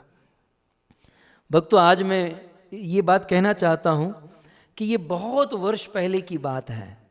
हम लोग वृंदावन यात्रा में गए थे। मैं उस बच्चे का नाम नहीं लूँगा, उस पेरेंट्स का भी नाम नहीं लूँगा, लेकिन ये दृश्य आज मेरे दिल में इतना घर कर गया कि 15 साल के बाद भी आज मुझे वो दृश्य मेरे सामने आ रहा है। हम लोग वृंदावन की यात्रा में थे। यात्रा में आप सब जानते हैं छोटे बड़े सब लोग आते हैं। एक मध्यम वर्ग का फैमिली था, 15 साल पहले की बात है, और वे यात्रा में आए थे और उस यात्रा में अपने बच्चे को ड्राई फ्रूट्स खाने के लिए दिया। मैं देख रहा था। अब देखिए, 15 साल पहले की बात है और मध्यम वर्ग का फैमिली है, तो उन लोगों के लिए ड्राई फ्रूट्स खाना खिलाना ये बहुत मुश्किल होता है। ये पैसे वालों की बात नहीं है, लेकिन 15 साल पहले ड्राई फ्रूट कौन खाता था? साधारण लोग नहीं खा सकते थे, साधारण लोगों के पास ये सब व्यवस्था नहीं थी। लेकिन पेरेंट्स का भाव, एटलीस्ट बच्चों के लिए 100 ग्राम उन्होंने ड्राई फ्रूट खरीदा और अपने बच्चे को कहा कि बेटा इसे तुम खाओ। अब वो बच्चा अपने हाथ में काजू बादाम नट्स ये सब कुछ लिया और पेरेंट्स को लगा कि भाई बच्चा खाने के लिए लेकर चला गया। मैं बाहर बैठे बैठे जब कर रहा था और वो रूम से बाहर आया बाहर एक बकरी खड़ी थी, तो बकरी को वो नट्स अपने हाथों से ऐसे खिला रहा था, वो नट्स अपने हाथों से ऐसे खिला रहा था, मैं देख रहा था। फिर वो अंदर जाता है, अपने और नट्स लेकर आता है। मध्यम परिवार का लड़का, जिसके परिवार में ये सब खाना पीना बहुत मुश्किल होता है, उनके पेरेंट्स को लगा कि ये बच्चा आज भूख लगी है, बेचारा खा रहा है, तो उसको हम दें। 2-3 बार घर से लेकर आया और बकरी को सारा नट्स खिला दिया। भक्तों, उस समय मैं जपा कर रहा था, ये दृश्य मैंने देखा, मेरे दिल में वो फिट हो गया, और वो लड़का आज दुनिया का सक्सेस लड़का बन गया। भक्तों, मैं आपको आगे चलकर उसका पूरा परिचय दूंगा, लेकिन कहने का अर्थ यह है कि बच्चों में शेयरिंग करने की आदत डालें, गिविंग अदर, दूसरों को प्रदान करने की आदत डालें। बच्चे जब स्कूल से आते हैं तो उसको पूछना चाहिए, बेटा तू स्कूल में गया, तू घर से टिफिन डिब्बा लेकर गया, तूने आज अपना भोजन कहीं अपने बच्चों के साथ शेयर किया, तूने किसी को दिया, तूने किसी को हेल्प की।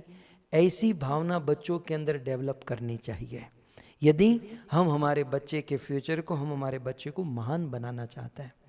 आज इस संसार में क्या हो रहा है, लेने की आदत सबकी पड़ गई है, चाहे ब्राह्मण हो, क्षत्रिय, वैश्य, शूद्र, सब लोगों की एक ही आदत, लेने की।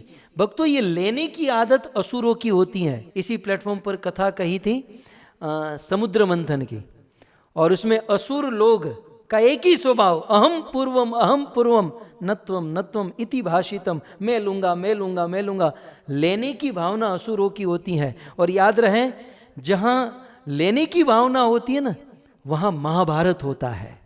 जहां लेने की भावना होती है वहां युद्ध होता है, वहां झगड़ा होता है। और जहां देने की भावना होती है वहां रामायण होती है।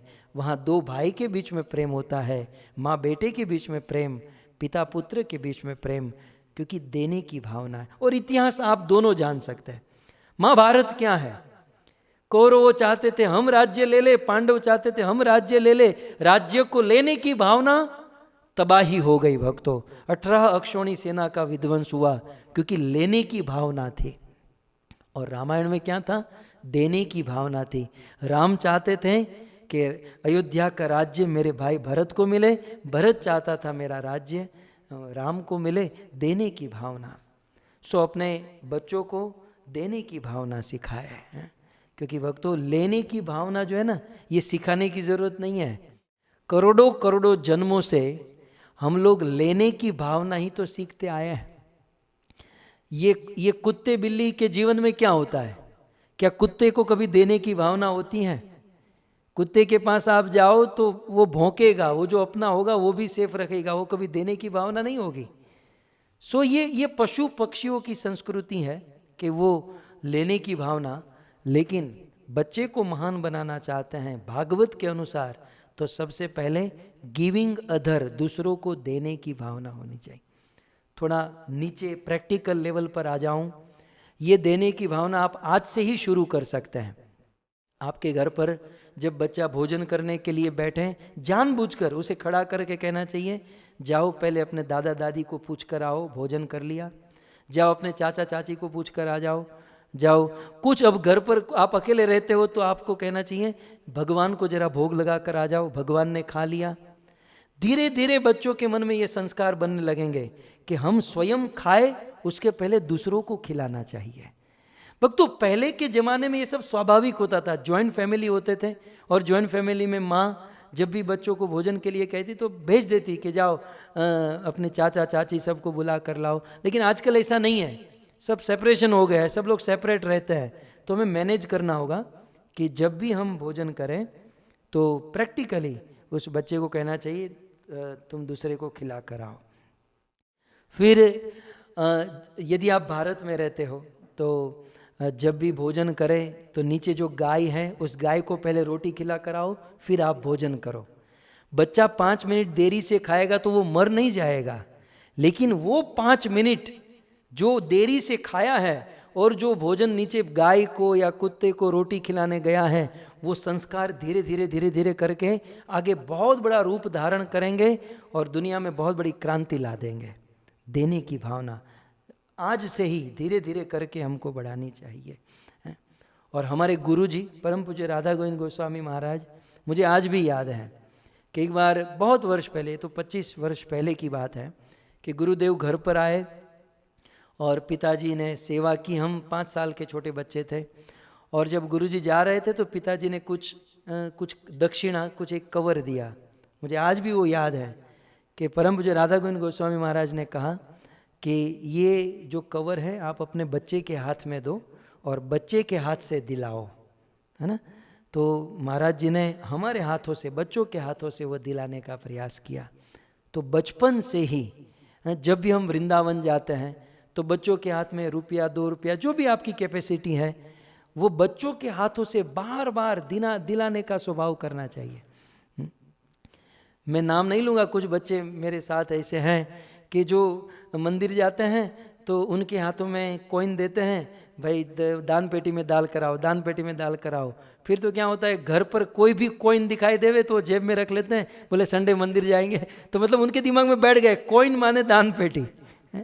धीरे धीरे बचपन से ही, छोटी सी उम्र से ही इस प्रकार से हमें प्रयास करना चाहिए, दूसरों को देने की भावना सिखाना होगा।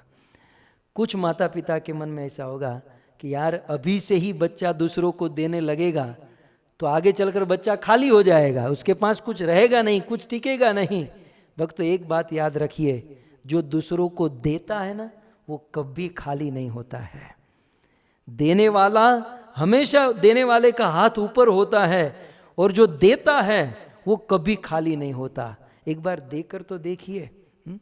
इसलिए आप ये चिंता मत कीजिए कि मेरा बच्चा देगा तो। और मैं केवल पैसे की बात नहीं कर रहा हूं, बच्चे के अंदर जो भी टैलेंट है, जो भी योग्यता है, ये दूसरों को बांटने का कार्य करना चाहिए। और भक्तों, इस प्रकार से दूसरों को जब हम देने का नेचर होता है तब बच्चा महान बनता है। तो सबसे पहले अपने बच्चे को महान बनाने के लिए, ग्रेट बनाने के लिए दूसरों को देने की भावना सिखाए कि वे दूसरों को दे, माने गिविंग अदर। दूसरा, बच्चे में और एक आदत डालनी चाहिए। शास्त्र के अनुसार मैं चलूं तो आप मुझे बताइए, पूरी दुनिया के गुरु कौन है? इस संसार में सभी लोगों के गुरु, हम लोग जगत गुरु प्रभुपाद कहते हैं, लेकिन इस्कॉन के भक्त है। इस्कॉन के बाहर जाए और थोड़ी ब्रॉड दृष्टि करे, ब्रॉड माइंड करे, तो पूरी दुनिया के गुरु कौन है? ऐसे गुरु जिस दिन उनका जन्मदिन होता है, दुनिया का छोटा बड़ा सब लोग उनके जन्मदिन को मनाता है, जिसे हम गुरु पूर्णिमा कहते हैं। गुरु पूर्णिमा के दिन हम हमारे टीचर, हम हमारे गुरु, शिक्षा गुरु सबकी पूजा करते हैं। क्यों? क्योंकि सभी गुरुओं के गुरु जो हैं, और वो है वेदव्यास मुनि, वेदव्यास जी। अब आप बताइए, वेदव्यास जी ने क्या किया? वेदव्यास जी ने मानव समाज का कल्याण करने के लिए ग्रंथों को लिखा, ग्रंथों को लिपिबद्ध किया और आगे बढ़े। चैतन्य महाप्रभु को रूप गोस्वामी, सनातन गोस्वामी, रघुनाथ दास, भट्ट, ये सब लोग मिले। ये सब लोग चैतन्य महाप्रभु के साथ रहना चाहते थे। महाप्रभु ने रूप गोस्वामी को 10 दिन तक शास्त्रों का ज्ञान दिया और कहा वृंदावन जाओ। वाराणसी में सनातन गोस्वामी को 1 महीने तक ज्ञान दिया, कहा वृंदावन जाओ। चैतन्य महाप्रभु को अपने अंतरंग, अपने नजदीक जितने भी पार्षद मिले, उन सारे पार्षदों को वृंदावन भेजा 2 आज्ञा देकर। उस 2 आज्ञा में प्रमुख आज्ञा ये थी चैतन्य महाप्रभु की कि वृंदावन जाकर मैंने जो तुम्हें शास्त्रों का ज्ञान दिया है उसे लिपिबद्ध करो, उसे लिखो। तब जाकर रूप गोस्वामी ने भक्ति सामृत सिंधु, उपदेशामृत, उज्ज्वल नीलमणि, पद्यावली, ये सब ग्रंथ, और सनातन गोस्वामी ने हरिभक्ति विलास, बृहद वैष्णव तोषणी, ये सब कुछ लिखा। तो वेदव्यास जी वेदव्यास इसलिए हैं क्योंकि उन्होंने ग्रंथ लिखे। चैतन्य महाप्रभु ने अपने सारे पार्षदों को वृंदावन भेजा, क्यों? ग्रंथ लिखने के लिए। उसके आगे चलें तो भक्ति सिद्धांत सरस्वती ने अपने शिष्य प्रभुपाद को क्या कहा कि जब भी तुम्हारे पास पैसे आए, धन आए, तो क्या करना? ग्रंथों को लिखना। तो कुल मिलाकर वेदव्यास, चैतन्य महाप्रभु, भक्ति सिद्धांत सरस्वती, प्रभुपाद, इन सब के मंतव्यों को यदि आप जोड़ो शास्त्र के अनुसार, तो अपने बच्चे को महान या ग्रेट बनाना चाहते हैं तो उन अपने बच्चों को ये जो ग्रंथ लिखे गए हैं ग्रंथों को पढ़ने की आदत डालें, रीडिंग करने की आदत डालें। क्योंकि हमारे आचार्यों ने भगवान के द्वारा ये एक बहुत सुंदर सिस्टम बनाई गई है पढ़ना। आजकल हमारे बच्चे स्क्रीन के सामने इतना टाइम बिताते हैं, पढ़ने का कोई स्कोप नहीं रहता। भक्तों, स्क्रीन में देखने में और पढ़ने में जमीन आसमान का अंतर है, क्योंकि हम तो 15-20 साल से यही कर रहे हैं। पढ़ने में और देखने में जमीन आसमान का अंतर है। जब हम कुछ देखते हैं तो देखने से हमें केवल नॉलेज मिलता है, लेकिन जब हम पढ़ते हैं तो हमें वह नॉलेज विज्ञान के रूप में प्राप्त होता है। मैं आपको एग्जांपल देता हूँ। जब हम कोई वस्तु पढ़ते हैं तो केवल शब्द हमारे सामने होते हैं, वो शब्द के अनुसार हमारा माइंड अपने मन में ही एक पिक्चर तैयार करता है। तो जब हम पढ़ते हैं तो मन में पिक्चर बनता है, बुद्धि में पिक्चर बनता है और मन का मंथन होता है, मन इसमें बहुत एक्टिव हो जाता है। और जब हम स्क्रीन में देखते हैं तो मन की एक्सरसाइज रहती नहीं, क्योंकि जो भी है वो सब कुछ आगे रेडीमेड मिल रहा है। तो इस प्रकार से स्क्रीन पर रेडीमेड कोई स्टोरी यदि हम किसी को दिखाए, उसमें मन की इतनी एक्सरसाइज नहीं हो पाएगी, बुद्धि की एक्सरसाइज नहीं हो पाएगी। लेकिन जब कोई व्यक्ति पढ़ता है तो मन पूर्ण रूप से लगता है, बुद्धि लगती है और एक्सरसाइज होती है और वह वस्तु आत्मसात हो जाती है। दूसरी बात, आजकल स्क्रीन में, टीवीओ में जो वस्तु दिखाई जाती है उसमें इमोशंस होते हैं, कॉमेडी, ड्रामा, वीर रस, ये सब कुछ होता है। लेकिन भक्तों, दिखाने, स्क्रीन पर दिखाने की एक लिमिटेशन होती है। कॉमेडी की भी एक लिमिटेशन होती है, इमोशंस की भी एक लिमिटेशन होती है। स्क्रीन पर सब कुछ प्रस्तुत नहीं किया जा सकता। और आजकल हॉलीवुड, बॉलीवुड ये जो चल रहा है, ये तो बिल्कुल काम वासना के स्तर पर हो रहा है। लेकिन वही चीज रीडिंग के द्वारा जो इमोशंस आती हैं, ये सीधी दिल में बैठ जाती हैं। रीडिंग करने से जो कॉमेडी मिलती है वो दिल में आ जाती हैं। रीडिंग के द्वारा जो वीर रस जो भी आता है वो बिल्कुल आत्मसात हो जाता है। इसलिए गीता में भगवान ने कहा, ज्ञानम तेहम स विज्ञानम, ज्ञान अलग है, विज्ञान अलग है। तो आप ऐसा समझ सकते हैं कि अन्य विधि से हमें केवल ज्ञान मिल सकता है, लेकिन जब हम पढ़ते हैं वो विज्ञान प्राप्त हो सकता है। इसलिए बच्चों को स्क्रीन कम कर गए, रीडिंग करने की आदत डालनी चाहिए। उससे उसके मन में पिक्चर तैयार होते हैं, उसका मन साफ होता है, मन में अन्य वस्तु निकलकर जो रीडिंग करते हैं वो भावना रह जाती है। उसे रीडिंग करवाए। आप इतिहास खोलकर देखिए, चाहे बिल गेट्स हो या हमारे संसार के कितने भी सक्सेस व्यक्ति हो, वे लोग सक्सेस इसलिए हुए क्योंकि उनकी आदतें पढ़ने की हुआ करती थी, रीडिंग करने की आदत होती थी। तो बच्चे को ग्रेट या महान बनाने के लिए सबसे पहले गिविंग नेचर, उनका स्वभाव दूसरों को देने का होना चाहिए, वो अभ्यास कराना चाहिए। दूसरा, रीडिंग, पढ़ाने का अभ्यास होना चाहिए। आगे तीसरा पॉइंट, टोटल 5 है, 3 बाकी है। तीसरा पॉइंट, शास्त्र के अनुसार चले तो ब्रज में जब भगवान श्री कृष्ण छोटे थे तो कृष्ण की एक्टिविटी क्या हुआ करती थी, उस पर थोड़ा सा गौर करें हम। जैसे ही सुबह होती थी, सुबह से क्या होता था, थोड़ा सा आपको गुजरात में लेकर चलूं। थोड़े से नरसिंह मेहता ने उस एक दिन का वर्णन अपने भजन में बहुत सुंदर तरीके से किया है। वे गाते हैं, जैसे ही सुबह होती थी सारे गोप सखा लगभग सुबह 5-1 बजे कृष्ण के पास आ जाते थे और कृष्ण के पास आकर कृष्ण को जगाते थे। हे जागने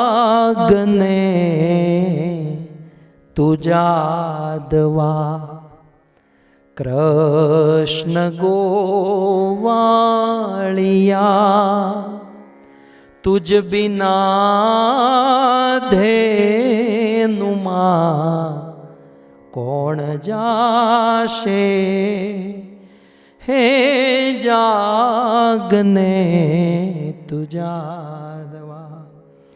360 ગોવાળ ટોળે મળ્યા, વડો રે ગોવાળિયો કોણ થાશે, હે જાગને તું જાદવા.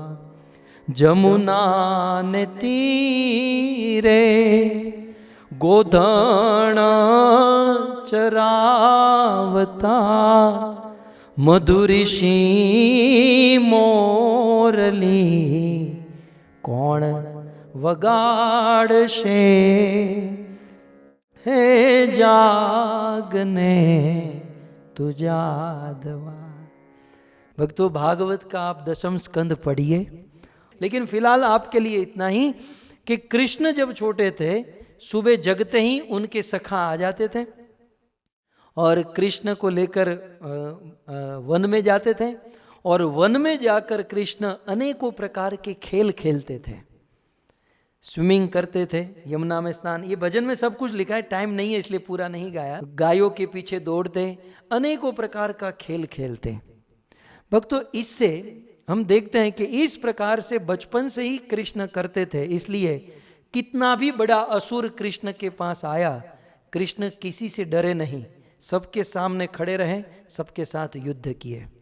ठीक उसी प्रकार हमारे बच्चे को सक्सेस करने के लिए फिजिक्स भी उनका अच्छा होना चाहिए, फिजिकल उनका जो शरीर है वो भी उनका अच्छा होना चाहिए. अर्थात भगवान श्री कृष्ण से यदि हम गुण ले तो आज के बच्चे को महान या ग्रेट बनाने के लिए उनके द्वारा एक्सरसाइज करानी चाहिए. बच्चों को एक्सरसाइज करानी चाहिए, क्योंकि आज हम देखते हैं पॉल्यूशन इतना है, ट्रैफिक इतनी है, आज दुनिया में कंपटीशन इतनी है, और ऐसे समाज में बच्चे फिजिकली स्ट्रेंथ उनकी बने, इसलिए उनसे एक्सरसाइज करानी चाहिए. बहुत प्रकार की एक्सरसाइज हो सकती हैं, उनको डांस सिखाए, आउटडोर गेम खेले, जॉगिंग करे, योगा करे, प्राणायाम करे, जिम करे, या सबसे बड़ी एक्सरसाइज उसे मंदिर लेकर जाए और खूब कीर्तन कराए, संकीर्तन में इतना नचाए, इतना नचाए. बच्चे को ये सोचकर कि मेरा बेटा राजा है, ये कुछ नहीं करना चाहिए, बस केवल हाथ में आईपैड लेकर बैठा रहे, वो राजा नहीं, वो एक दिन भिखारी खुद भी बनेगा, हमको भी बना देगा. बच्चे को अपने अपने शरीर का ध्यान रखने के लिए उसे फिजिकल एक्सरसाइज करानी चाहिए. तो भगवान श्री कृष्ण से ये गुण लेना है कि हमें, आपने देखा होगा, चाहे कृष्ण हो, चाहे सुखदेव गोस्वामी हो, किसी का पेट बाहर नहीं है, ये पेट तो हम लोगों का बाहर आ चुका है. तो भगवान जो है वे बिल्कुल उनका शरीर परफेक्ट होता है, या भक्तों का. सो तीसरा गुण, हमें हमारे बच्चों को सफल या ग्रेट बनाने के लिए उनसे एक्सरसाइज करानी चाहिए. एक्सरसाइज इन द सेंस, अभी छोटे बच्चे हैं तो ये नहीं कर सकते, आउटडोर गेम खिलानी चाहिए, बाहर जाकर खेले. हम तो जब बच्चे थे घर पर आते ही नहीं थे, बाहर खेलते थे, और आज जब उन गेम का नाम लेते हैं तो ये बच्चों को पता ही नहीं है क्या है. आज के बच्चे बस वो हाथ में गेम लेकर घर पर बैठे रहते हैं. इसमें स्थूलता आ जाती है, इसमें एक आलस्य आ जाती है. एक बात याद रखें, मैं कुछ दिन पहले ही किसी साधु का प्रवचन सुन रहा था, मृत्यु की डेफिनेशन क्या है. भगवत गीता में लिखा है मृत्यु माने क्या. मृत्यु के 3 अर्थ हैं, 2 अर्थ फिर कभी सुनेंगे. कृष्ण गीता में कहते हैं आलस आना भी एक मृत्यु के बराबर है. आलस जो है ये मृत्यु ही समझिए. आलस है मतलब हम मरे हुए हैं. तो शरीर से फिजिकली जो है हमारी स्ट्रेंथ होनी चाहिए बच्चों की, इसलिए बच्चों से एक्सरसाइज करानी चाहिए. तो ये हो गए 3. सबसे पहले देने की भावना, गिविंग अदर्स, दूसरा रीडिंग, और तीसरा है एक्सरसाइज. चौथा, यदि हम आगे चलें, बच्चे में चौथा गुण डेवलप करना चाहिए अभी से, माता पिता को ध्यान रखना चाहिए. रामायण में एक ऐसा प्रसंग है जो हम प्रायः सुनते आए हैं. जब राम को वनवास दिया गया, अचानक सा राम को पता चला कि मुझे राजा नहीं बनना है, मुझे वन में जाना है. भक्तों, यहां पर भी एक गुण बच्चों में होना चाहिए कि टोटली राम के दिलो दिमाग में ऐसा था कि मैं राजा बनने वाला हूं, और पूरी अयोध्या के मन में था कि मैं राजा बनने वाला हूं। अचानक से सुमंत्र जी आते हैं, कहते हैं कैकेयी तुमको बुला रही है। राम कैकेयी के पास जाते हैं और कैकेयी बम फोड़ देती हैं कि भाई तुम राजा नहीं बनोगे, 14 वर्ष के लिए तपस्वी के वेश में वन में जाओगे। लेकिन उस समय गोस्वामी तुलसीदास जी लिखते हैं कि भगवान रामचंद्र को थोड़ी भी चिंता, टेंशन या क्रोध नहीं आया। बिल्कुल प्रसन्नात्मया गताभिषेकत तथा न ममले वनवास दुखत। प्रसन्न रहे। क्या हमारे बच्चों में ये गुण है? बच्चों ने एक बार ठान लिया कि मुझे ये खिलौना चाहिए, और हमने कह भी दिया कि हाँ हम तुमको लेकर देंगे। कुछ कारणवश वो नहीं मिला, तो क्या राम की तरह वो प्रसन्न रहना सीखेंगे? क्या वो प्रसन्न रहते हैं? नहीं, वो चिल्लाते हैं, क्रोध करते हैं, रोते हैं। इसका अर्थ यह है कि परवरिश में कुछ कमी है। तो ये एक अलग पॉइंट है, फिर कभी आगे हम अगले प्रवचन में सुनेंगे। फिलहाल मुझे आपसे ये कहना है कि जब राम को वनवास मिला और फिर राम को अब निकलना था, तो अपनी माँ कौशल्या से आज्ञा लेने गए। कौशल्या को प्रणाम किया और कहा कि माँ मुझे आशीर्वाद दो, मैं जा रहा हूँ। बोले तू तो राजा बनने वाला है। बोले नहीं। उस समय भगवान रामचंद्र ने बहुत सुंदर शब्द इस्तेमाल किया, गुरुदेव के मुख से सुना, मैं बार बार इसे मैं दोहराता हूँ। राम ने कौशल्या से क्या कहा कि माँ पिता दीन मोहे कानन राजू। माँ, पिताजी दशरथ जी ने देखा कि मैं बड़ा हो गया हूँ, ये छोटी सी अयोध्या में रहकर क्या करूँगा। मेरे पिताजी ने मुझे जंगल का राजा बनाया है। कितनी नेगेटिव सिचुएशन आ चुकी थी, उस नेगेटिव सिचुएशन को पॉजिटिव करने का गुण भगवान रामचंद्र में है। अर्थात अपने जीवन में पॉजिटिव बातें करने का अभ्यास रखना चाहिए। आप देखते हैं कि हनुमान जी को श्राप था कि वे सारी शक्ति भूल जाएंगे, जब तक उनको कोई याद नहीं कराएगा वो शक्ति प्रकट नहीं होगी। और जब जब समुद्र को लांघना हुआ, लंका से संजीवनी बूटी लाना हुआ, तो जामवंत जी ने हनुमान जी को शक्ति याद कराई, अर्थात पॉजिटिव वाइब्रेशन दिए। सो भक्तों, हमारे घर पर हमारे बच्चों में पॉजिटिव वाइब्रेशन डालने के लिए हमें क्या करना है? हमारे जीवन में जो भी घटना घटती है उस घटना को एप्रिसिएशन करना सीखना है। जो भी घटना घटे उसे पॉजिटिव वे में एप्रिसिएशन करें। किसी भी नेगेटिव से नेगेटिव बात की भी एप्रिसिएशन होना चाहिए। जैसे बच्चे ने कोई मान लो श्लोक अभी बोला, अभी कोई बच्चा श्लोक बोला, सारे बच्चे बहुत अच्छी तरीके से बोले, लेकिन किसी ने कोई गलती कर दी, तो बच्चे को ये बताने से अच्छा है कि तूने ये श्लोक ठीक से नहीं बोला, गलती की। उससे अच्छा है उनको ये कहना चाहिए कि बहुत सुंदर तूने श्लोक का उच्चारण किया। एक शब्द में क्या होता है, लेकिन अन्य तूने जो कहा बहुत अच्छे से किया। एप्रिसिएशन जो है ये अत्यंत आवश्यक है। हमारा क्या होता है ना, हम ऑफिस से, जॉब से घर पर आते हैं और घर आकर जब ऐसी चर्चा करते हैं कि ऑफिस का मालिक बराबर नहीं है, बिजनेस बराबर नहीं है, ये बराबर नहीं है, वो बराबर नहीं है, घर पर नेगेटिव नेगेटिव नेगेटिव करने से बच्चे के अंदर भी बस नेगेटिव बोलने के ही गुण आ जाते हैं। मुझे कुछ दिन पहले कोई तो कह रहा था, हाँ कुछ दिन पहले मुझे कोई कह रहा था, हमारे एक मित्र है, परसों आए थे घर पर, कल आने वाले हैं, श्याम सुंदर प्रभु। वो अपना अनुभव कह रहे थे कि भाई हम लोग न्यू जर्सी में रहते थे, तो सिचुएशन ठीक नहीं थी थोड़ी सी। अब शुरू में कोई अमेरिका आता है तो ठीक नहीं होता, तो वो बच्चा अपनी स्कूल में अपने फ्रेंड्स को कहने लगा कि हम तो बहुत गरीब हैं, हम इतने गरीब हैं कि हमारे घर पर बहुत प्रॉब्लम चलती हैं, मेरी माँ भी, मेरे पिताजी भी। ये गरीब वाली बात दूसरे स्टूडेंट ने सुनी, उस स्टूडेंट ने अपने माता पिता को बताई, और ये करते करते पूरे न्यू जर्सी में न्यूज़पेपर की तरह बात फैल गई। तो घर पर जैसा वातावरण होता है, घर पर किसी भी नेगेटिव बात को बच्चों के सामने पॉजिटिव करके प्रस्तुत करना चाहिए, एप्रिसिएशन देना है। तो यह है चौथा। और पांचवा, अपने बच्चे को महान बनाने के लिए, ग्रेट बनाने के लिए, पांचवा कि बच्चा जब भी कोई नई चीज़ लेकर आए या बच्चे के माइंड में जब कोई नया प्लान आए तो हमें उनको सपोर्ट करना चाहिए। हमारा कहना है, हम लोग टाइम बचाने के लिए बच्चे को एक रूटीन में ढाल देते हैं, एक रूटीन में फिक्स कर देते हैं, उनकी सोच को भी एक रूटीन में ही लिमिटेशन में बांध देते हैं। लेकिन बच्चे के मन में जब कोई नई सोच आए तो उस सोच में सपोर्ट करना सीखे, उसे एक्सेप्ट करना सीखे। मुझे आप बताइए, फेसबुक के पहले कोई फेसबुक इस्तेमाल नहीं करता था, यूट्यूब के पहले कोई यूट्यूब इस्तेमाल नहीं करता था, व्हाट्सएप के पहले कोई व्हाट्सएप जानता नहीं था।